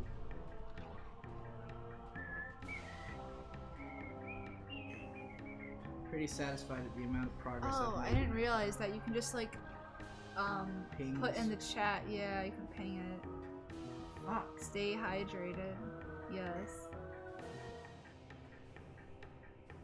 I go to an in-state uni, so I still run into people from my high school sometimes. I hate it. Dude, same. When I went to college, I was like so excited because I was going to like a college that was 2 hours away from my hometown. And then as soon as I'm moving in, there's some fucking asshole from my high school who's on the same like floor as me in my dorm. And it was just like, how? Why does this happen to me? And then my roommate ends up like fucking him, and I end up seeing him all the time, and it's like, I can't escape.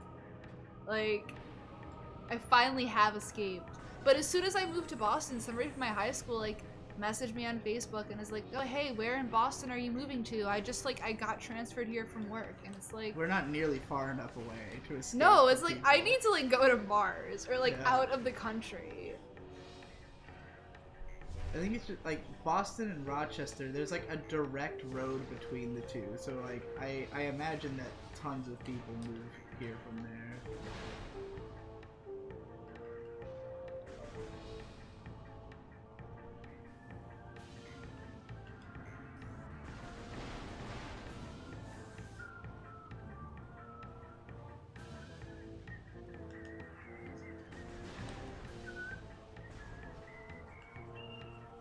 I can't remember if I have to actually do anything in Magmore Cavern, but I'm just going straight to Pendron. Why do you want to avoid all your acquaintances, May? That's not it's avoiding high school bullies and people who like were really like I don't see as good people and remind me of like a bad time in my life. But like I'm still okay with most of the people that I went to high school with. Like I'm friends with a lot of them on Facebook, and like if I ran into them tomorrow it'd be, oh cool, hey, but like, you know, everybody has their enemies. I just happen to have, I got enemies, got a lot of enemies, got a lot of people trying to just take happen away to my follow enemy, me around, I guess. trying to put the weight on it. But I'm kind of an asshole, so like, yeah, most people that I know don't like me anymore, and that's entirely my fault. Same.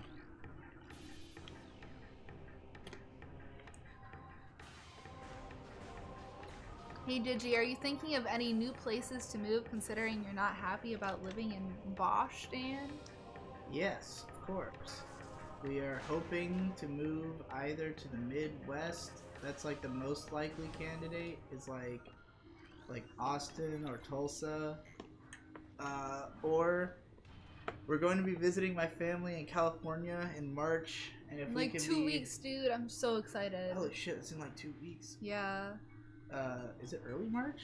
Yes, yeah. It is. I thought it was like mid-March. No, it's early March. It's like I think it's the 7th. I think we're going. Well, in any case, while we're down there, we're gonna see... Austin and Tulsa are not the Midwest. No, they're the Southwest. That's what I said, the Southwest, right? No, you said Midwest. Oh, I did not mean the Midwest. I meant the Southwest. The Midwest is a hellhole. The Southwest is a beautiful land of cheap shit. Oh shit. Not a fan of the planet, aside you landed on better. Scroll back. Let it your displeasure to the editor, nigga. Scroll back. If anybody doesn't get that, you're not a true fan of Artsa Fartsa. Oh, this place is so Moving beautiful. to a city where you don't know a soul can be equally not good. I have no friends and get pretty depressed. Yeah, that happened to us when we moved here. I didn't feel that way. I'm happy to live where I don't know anybody. Yeah, I guess that's true. And, like, we do sort of know For people what it's worth, here. yeah, like, my closest friends who I hang out with the most are here. So, if anything, it would be even more so the next move. But, like, I don't know. I don't really miss anybody. I don't miss human interaction that much. I mean, I have you, so it's not like Not like we'll be totally It's not alone. like I'm alone, literally. Yeah. If I was alone, literally, I'm sure I'd feel a lot worse about it. Don't come to Illinois. It's shot. It's funny you say that, because a lot of the places that are like the best ranked places to live in the country are in Illinois. But they still got tons of snow there, and I'm not okay with that. Hey, Digi, can you talk more about your psychedelic experience? Did you have any major realizations about your life? Like when I did acid with Zen? I mean, we didn't trip. That's the thing. Any major realization I might have had, I talked about in the exclusive vlog for the care package of the previous month. But it was nothing major. I'm trying to remember exactly what it was. Who was it that asked that? Because I'm wondering if they're asking because they saw that care package video, or... Wait, oh, about the psychedelics? Yeah. It's Gay Rage 94. Gay Rage? Is that their name? Yeah. That's fantastic. It might be Gaia, but it looks like Gaia Rage.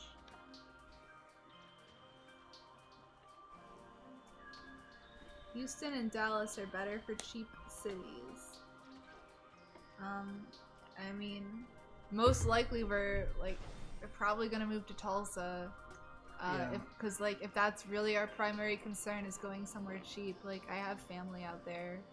Yeah, and Tulsa is, of all the places that I researched, Tulsa was the one that most had the categories of things that I want, in terms of like weather and shit like that.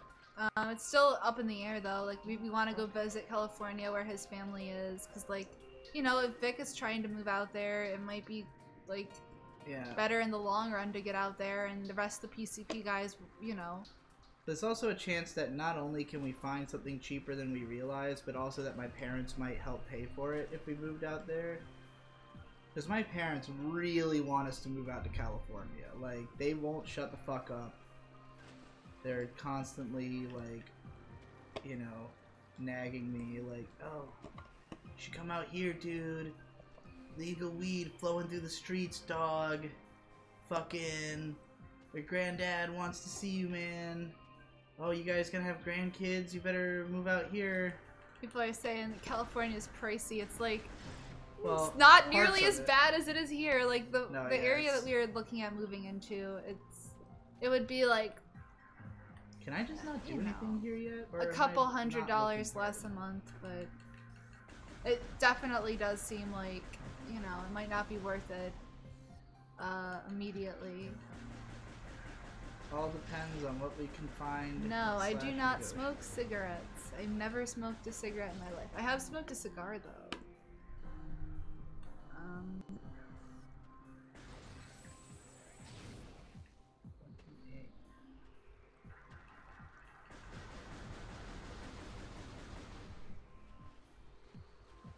Just moved to Austin.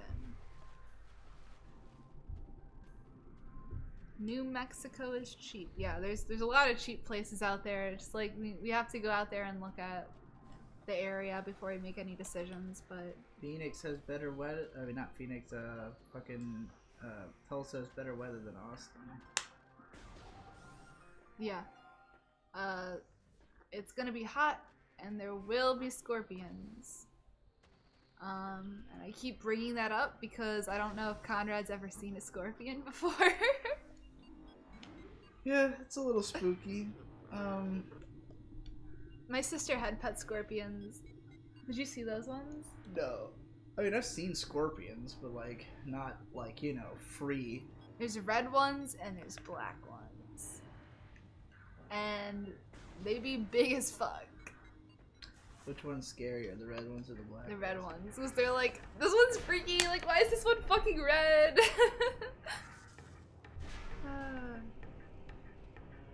Why stay in the US? Move to Scotland and live in the Highland, miles away from other people with just beautiful hills. So easy to just leave the US and live somewhere. Yeah,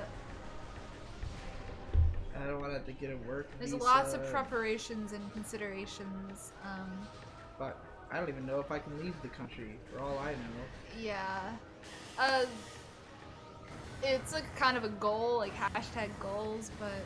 Yeah, you want to get out of America eventually? I don't know. I don't know if it necessarily is the goal, but it is a goal. Like, if that's what we decide we want to do, like, it definitely isn't something we can do immediately.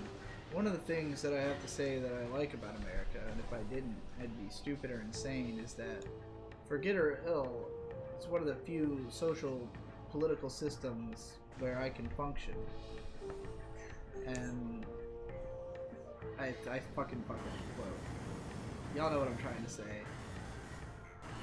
Indeed.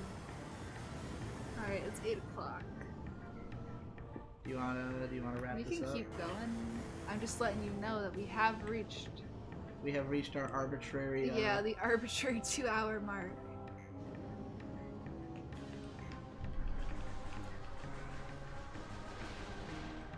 There's fat scorpions and skinny ones. Skinny ones are bitches, but the fat ones will fuck you up.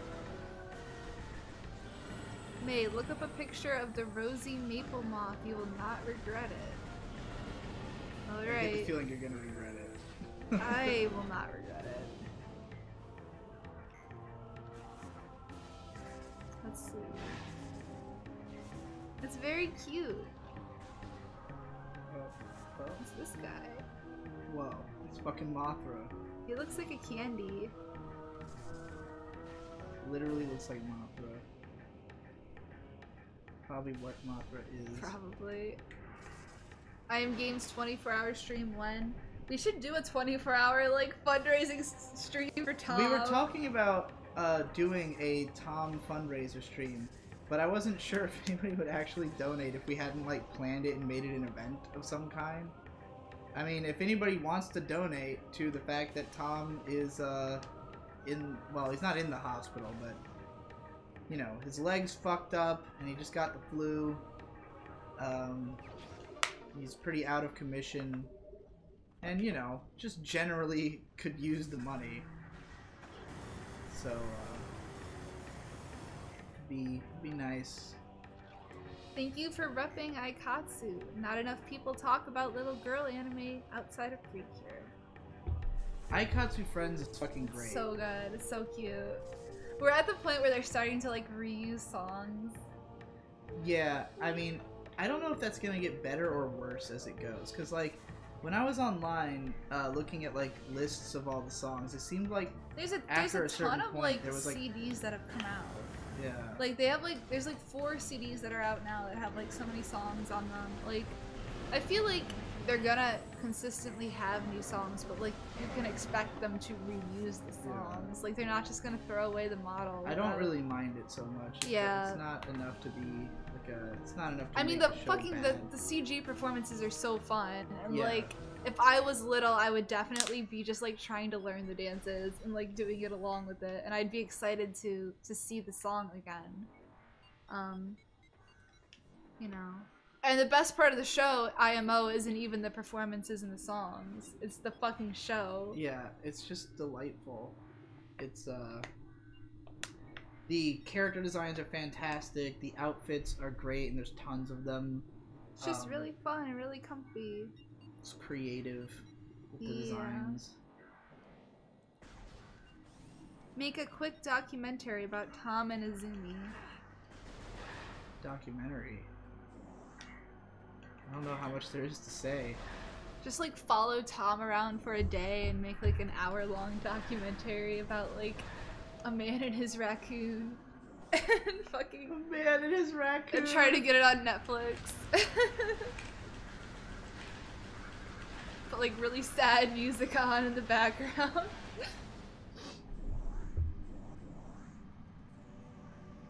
The saddest thing about being a creator is when you have things that you've spent so much time thinking about, and if you just explained what's in your head, then it's not going to get it across the same way as somebody experiencing it.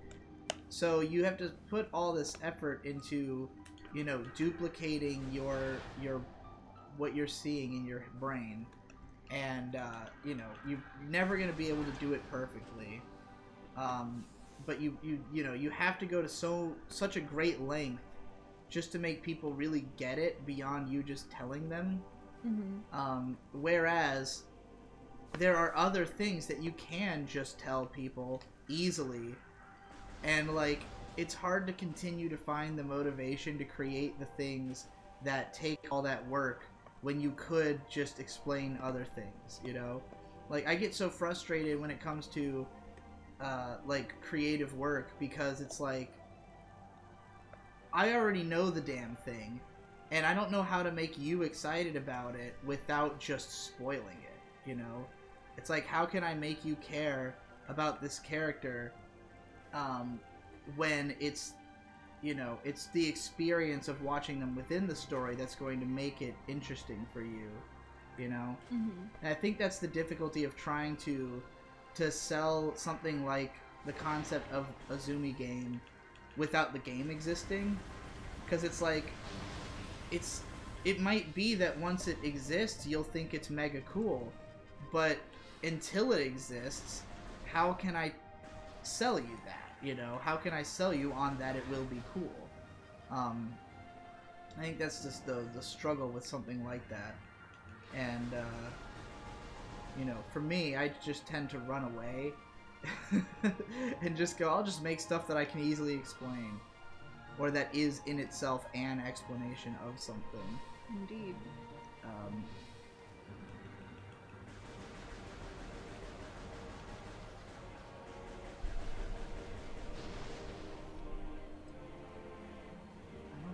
I always thought a 24-hour game stream at RadCon would be dope, with a rotating cast of PCP members.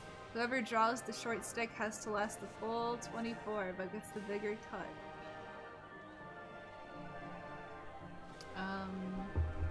I just feel like that would be like kind of a waste of a day, because there'd be somebody who can't do anything else that whole day. Yeah. I don't know. It would be cool to do though, with like all the guys. That's more of a PCP HQ kind of plan. Yeah. Than a RadCon kind of plan. Fuck! What is happening? How do I get out?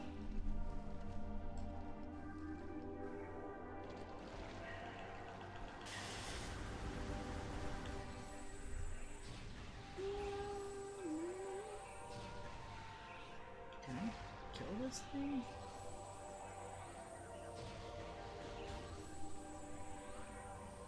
Maybe if I blow up all the shit around it. Okay,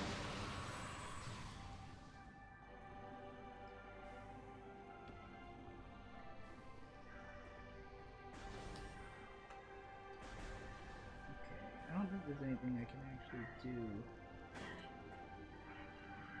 Whoa. Although I did kind of want to explore more of the Chozo rooms, so maybe I'll go do that. Shouldn't have dropped all the way down before making that decision.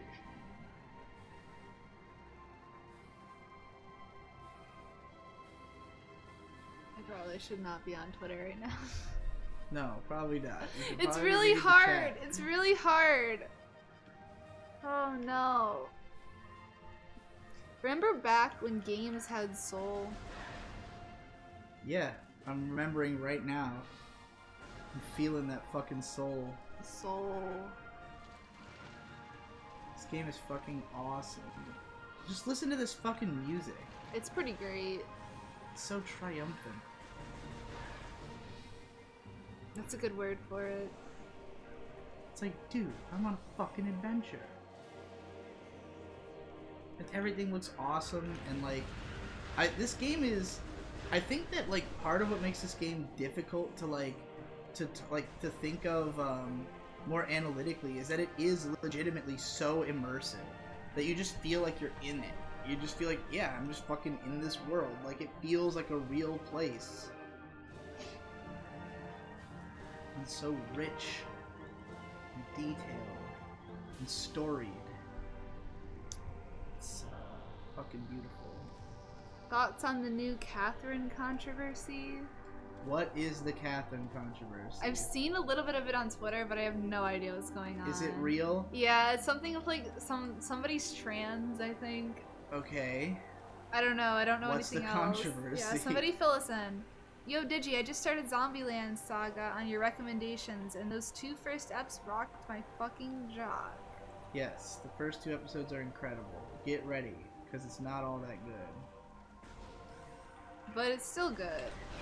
Yeah, I mean, I wouldn't say it's not worth finishing, but just don't expect it to all be as good as episodes 1 and 2. Don't, you know, set your standards too high for the show, because if you do it, it'll be kind of a big thing. Shitty to watch. It was not a good show to watch, like, seasonally, like, week to week. Yeah. Because those weaker episodes were, like, well, not worth the wait. There was a trans character originally, and I think some DLC or something fix their problems so they never go trans. Well, I can see why that would bother Digi, you should host an Ava rewatch when it releases on Netflix. I mean, Steins Gate has that too. Yeah, like you could literally go back. Well, in that case, you literally make him female. Yeah. Which I guess is kind of the opposite. I'd say it's more extreme. Yeah, but it's not. With that one, the implication is that Rukiko wishes he was a girl, and you go and make that wish come true. In the case of this, it's like it's implying that this person would not have had a trans they say identity. it wasn't a DLC; it's a sequel game with which the original game with more content. So it's like a sequel of the original with more content. Or the original game with added content, I guess, but I don't know. I don't really know, and I don't really care. I think it's pretty funny that people would get so mad about that. You know, because I think it's interesting to explore. The fact of the matter is, you're no longer allowed to tell a story because you want to tell a story. You have to be correct.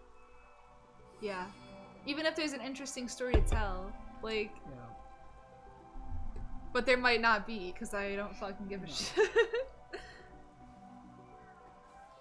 I mean, Catherine already is a game that should have been, like, controversial just for its views on, like, men and women in general. Like, it's not exactly a game that's, like, that's very PC.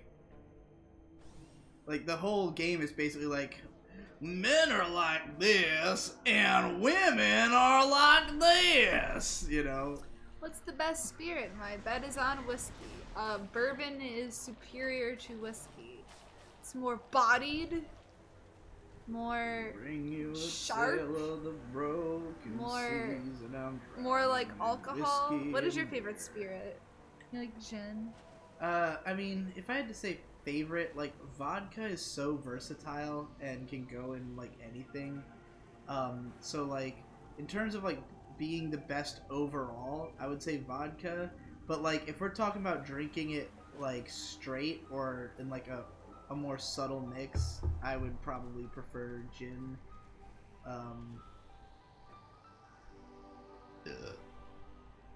Like, I don't really like... I don't necessarily prefer any of them to drink straight. Like, they're all pretty similar. Like, there's flavor differences, but it's always just a harsh, intense experience. Have you had a lot of scotch? I have not had a ton of different types of, like, whiskey or bourbon or whatever. I've had, like, some really expensive scotches. That was pretty good. I don't got that kind of money to buy, like a $200 bottle of scotch, but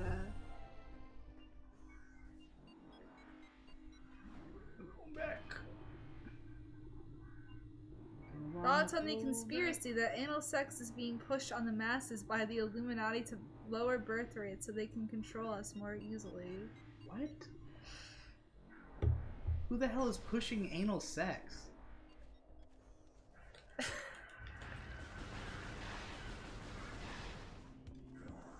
Anal is a production. That's a great way of putting it. It's not so simple. Yeah. As just putting it in.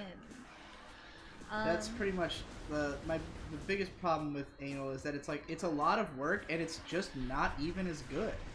It's literally not as good as regular sex.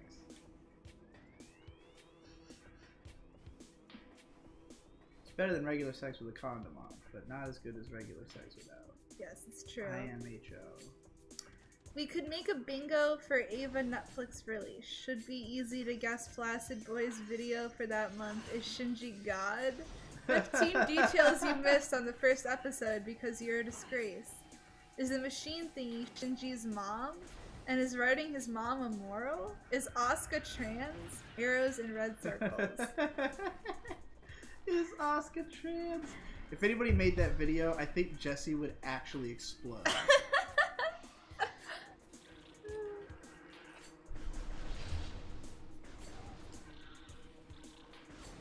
Really? Every hentai has taught me that you just slide it right in there without a whim. Or on a whim. It's like, it's not so simple. Like, no. It really isn't. It's not a wet hole. It's, like... Not inherently. Yeah, it is very painful if you don't do it properly. For both parties. Yeah, and hentai, you know, a lot of crazy shit happens. A lot of crazy shit happens in regular porn, too. Yeah. Like, little tiny Asian girls taking, like, 9-foot cocks. Yeah. Sex is great. Indeed. Did Kaiji dump Misato for a guy?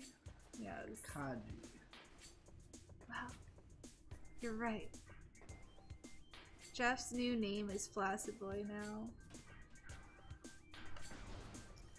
To quote Jim Jeffries, anal is never as good as it looks in porn. You can't smell porn. Huh.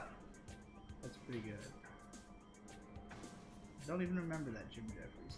What do you think of 3D girls trying to become superior hentai girls with ahegao faces? I mean, I don't think they're trying to do that necessarily. I don't know if they're trying to become superior or if they just think it'll make them appealing. I don't know. It's usually bad though. Oh, is this just that same... Oh. Everything I know is a lie. Yeah. Well, shit. Sorry, dude. I did not expect to end up here.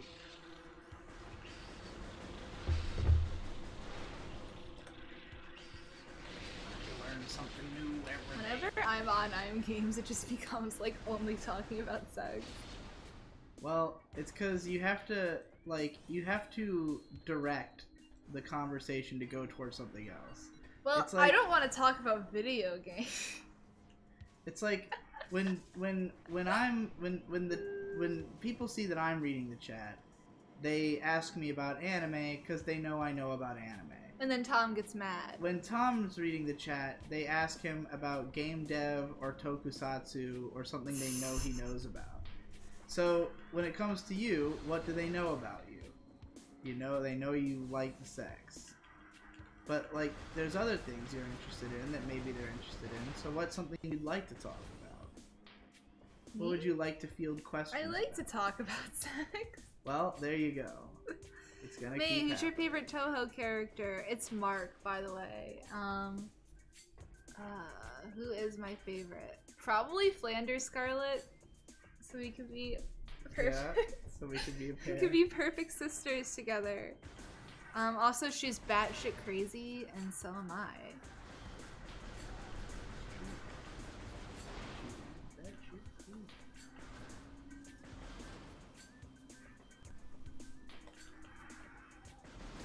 24-hour stream, only 22 to go. Not happening. We have to watch Sangatsu no Lion. We got 12 episodes left. I know, we're gonna finish it tonight. I'm so excited. Who's your favorite character? Oh, God. I don't know. I really like Shimada Sensei. Oh yeah, he's great. Like, I really love just that the show has, like, a rich cast of older characters. Mm-hmm. Like, it's so rare in anime, and it's always just gratifying. Because, like... I mean, the fact that all the characters are different ages is, like, unique, and they're all well done, and just, like, the dynamics between them are all really cool. Because, like, even the younger cast, I do like... Yeah, of course. But I like that they're all not just the same age and facing the same kind of problems. Yeah. And, like, it's nice to have different kinds of perspectives. The show is insanely robust. I like that they have relationships between characters who are young and old and, like, actually handle it realistically. I just, I like everything about the show, and I like all the characters. I'm trying to think if I have, like, a particular favorite. Like, I really like Shimada Sensei because he's got, like, such... like, they give you his whole backstory. Yeah. And it's rare that you get that with older characters. Like, it's usually kind of just presumed that they have a past, but, like, it's rare that you go all the way back into their childhood and, like, see what informed them from such an early point all the way up to now, you know? Mm-hmm. And, like, how all that stuff has made them interact with other people the way they do. And, like, the way he's introduced is fucking fascinating, because, like, it's presented as that, like, Rei, who is completely wrapped up in his own head all the time, like, all he's thinking about is that he's gonna fight Goto in the finals of this tournament, and he's just gonna blow past this Shimada guy, because he's never really heard of him. Like, he just kind of knows of him as, like, a character who doesn't really stand out. He's like, oh yeah, you know, he plays differently every time, but nothing he does is really super impressive. So, like, yeah, I'm just gonna bowl over this dude and then go fight Goto. And then he starts fighting him, and, like, as the match is going on, he starts to get his ass kicked, and then he finally looks up, and, like, they directed the show in this fucking genius way so as to, like, not show him at all. Like, you do not see Shimada until the moment, like, you don't see his face until the moment that Rei finally looks up, and he's like, about time you finally looked up. And then, like, you know, he beats him, and then after that point, it's like this guy becomes, like, the most interesting character. Like, he's introduced as just some cannon fodder in Rei's mind, and then it's like there's this huge rich history behind him, and, like, even after you've learned about, like, how he plays and how he trains all these people, you then go to his hometown and you learn about how he's, like, got these crazy initiatives to help out all the old people in town and stuff, and he's just like just this incredibly rich character, you know, as opposed to just being some guy who he fights. And, like, when it first starts getting into the more, like, shogi arcs, because, like, the very early part of the anime is less fixated on, like, match after match. Like, it's less of a sports show and more of a drama. And then as it goes along, it develops more and more, like, sports show proclivities, in that, like, it's showing all these matches. And for a little while, it was basically, like, they would give you a little backstory on whoever Rei was fighting, but they weren't, like, characters. You know, it was just like, this is the guy who he's fighting. Here's what you need to know to emotionally connect with it. But then with Shimada, it's like this guy ends up being, like, one of the main characters and having all this time dedicated to him. You really learn about him, and, like, at some point you're like, I can't believe this is that same guy who, like, everybody considers to be nondescript, you know? And, like, even still, like, the newspapers and stuff will be like, oh, you don't stand out. And it's like, from our perspective, he's the most interesting guy there is, you know? Yeah, I think that's really fucking clever and cool.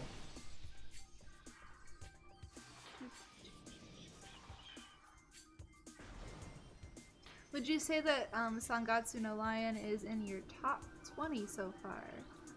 I would say that depending on if season 2 is as good as it's been from the 10 episodes we've watched, it could be like my favorite show ever.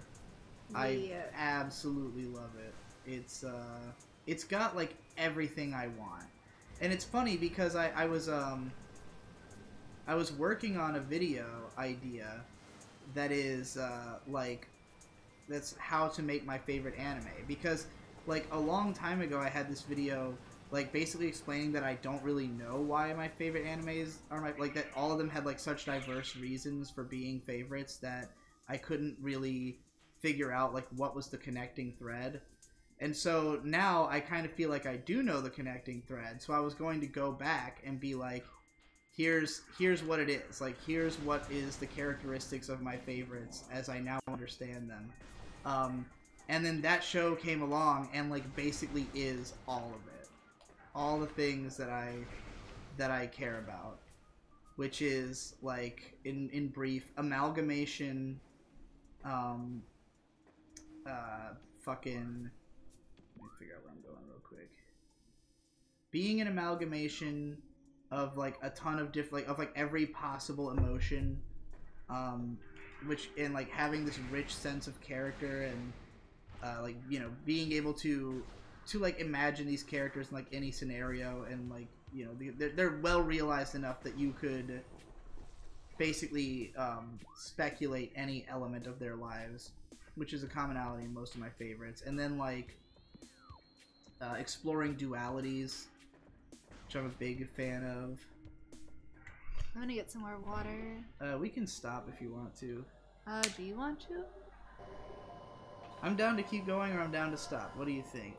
I'm kind of tired of talking, but I'm not tired of playing this game. Yeah. I just like, you know, we have shit to do tonight, so yeah. I don't want to like go for too long. But again, I don't like if we go for a couple more minutes, not the end of the world.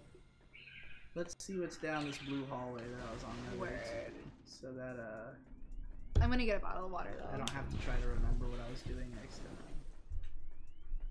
Am I going right? I hope I can actually get to what this thing that I'm heading towards. I hope I'm not just heading to a dead end. Ah! Fucking mushrooms!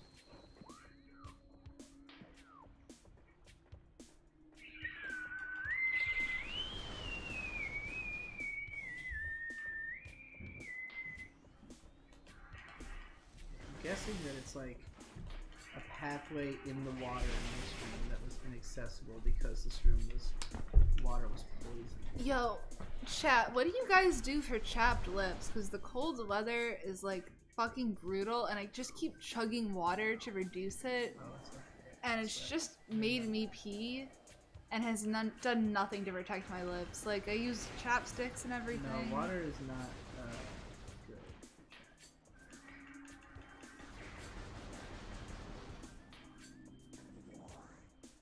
use fucking chapstick. I do use chapstick. I use Burt's Bees.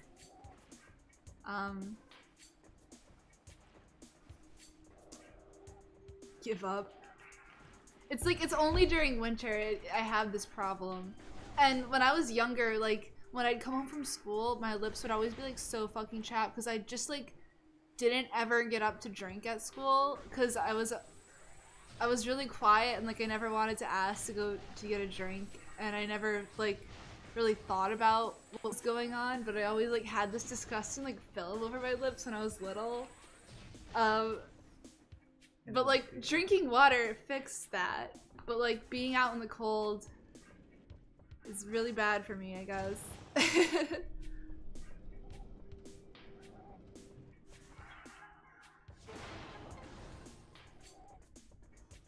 didn't come all this way for nothing.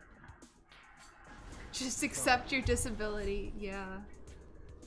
Oh no, it is a spider ball track room. God damn it! Shit! I mean, it doesn't like look bad right now. It's just like I can feel that I can feel it. I tried so hard and got so far, and in the end, it doesn't even matter. I had to fall to lose it all. Yeah, I probably do need to like get some vitamin E or coconut oil. I just want the winter to be over. Can it be over? Pushed as far as I Hey guys, how do you watch go. Modao Zushi? For all this. What do you mean how? Didn't we torrent it? I did torrent it. Yeah, torrent it. Because it looked like shit on the streaming sites that we were on. We had to we went on some like weird website because I don't think it was on the anime streaming sites. I don't remember where. I mean, I always just search like watch name of show if I don't find it on the sites that I use primarily.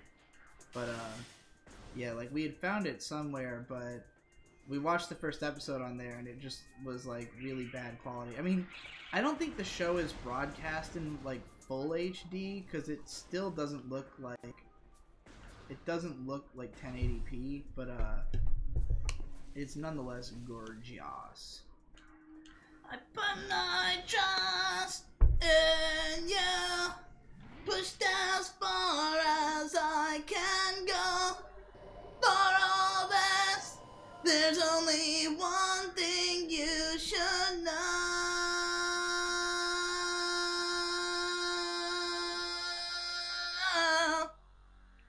Digi, what's the name of those types of pants you use? Like, what do I look for in a store? Comfy pants doesn't cut it. Pajama pants. I only wear pajamas.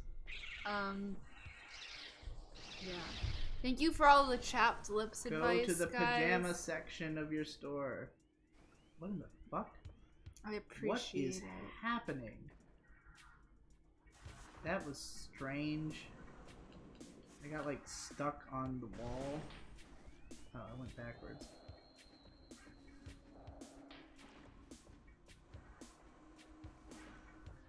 Did you need to get into the legging Wait, life? You need to get him meggings. Never mind. So then we can Meggings? Yeah, they exist. Meggings. Meggings. It's like manorexia. Yeah. Can you see someone being bored while watching Ava? No, and if you know someone like that, give up hope. I know tons of people Give like up. that. No, just give up hope. The way to tell if somebody is intelligent enough to enjoy Evangelion is whether or not they like episode 4. If they watch episode 4 and they're like, this show's kind of boring, don't tell them, oh, it gets better later. Just stop. Just be like, alright, you're done. Because they will probably enjoy some shit that happens later, but it's not worth it. They're just gonna be like, they're NPCs. It had fun parts, I stop. guess, but it was kind of overrated. They're not programmed to like it, so there's nothing you can do. Shit, I think I found a different Mainly secret. joking. Oh, this is Mainly. Actually, I don't think there's any way for me to cross it yet. What is there? Digi, I'm curious why you didn't cover Denzel's inclusion in Metro Zoo and how they essentially helped him shape his artistic style after he left Raider Clan. If you hadn't looked into them, I'd highly recommend it. I have not looked into that. Metro Zoo. Send me whatever I need to know. Who watches stuff on automatic won't like Ava, I guess. It's just not that kind of show. Yeah. They NPCs.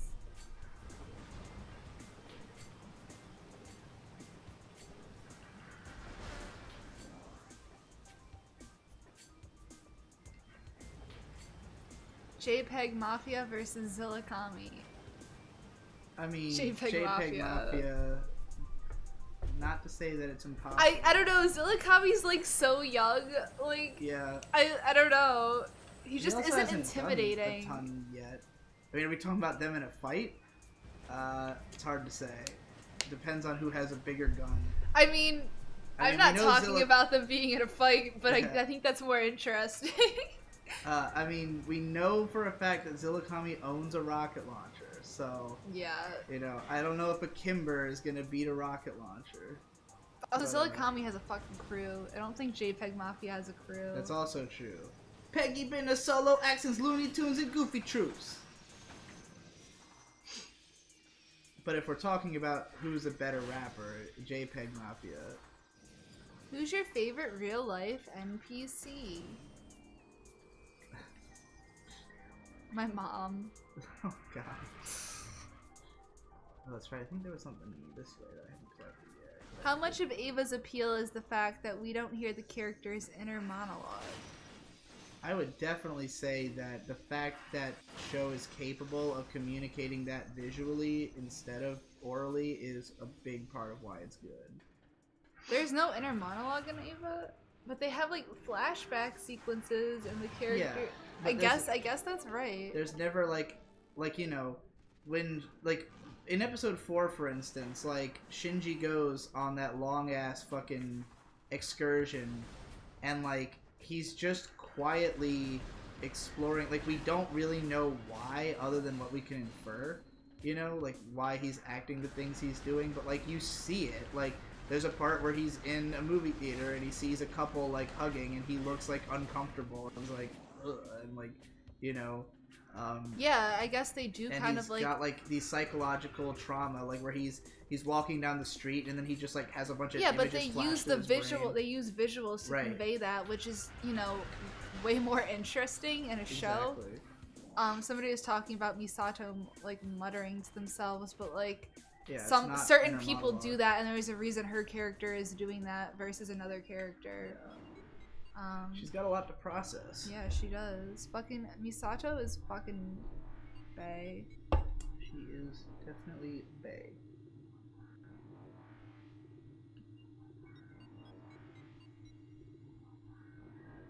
Ray has 2 inner monologues. That reminds me of like the So What I'm a Spider manga that is just like the beginning of slime. Like the whole manga is just that slime, but there's one part where she like upgrades her abilities to have like 3 different inner monologues.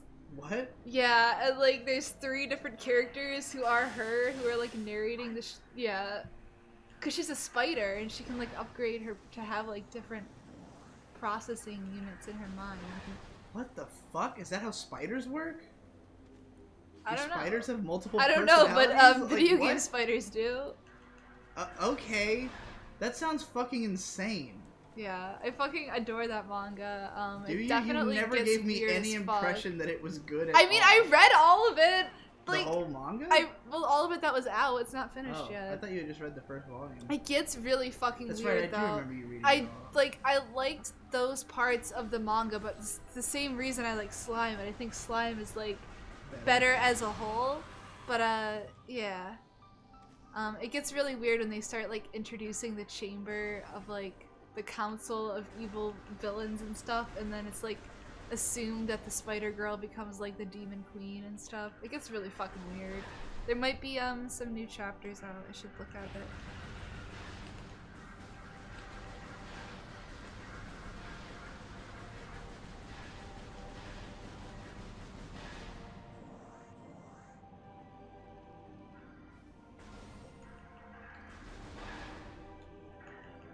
My favorite moment in Ava is when Misato Me Too'd Shinji.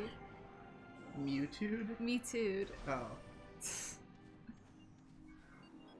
Is he joking or something like that actually happened? I don't think. I think they're like joking. That.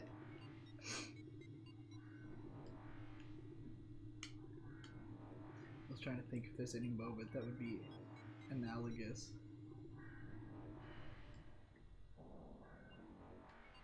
Shinji deserves to be. She kissed him without express consent.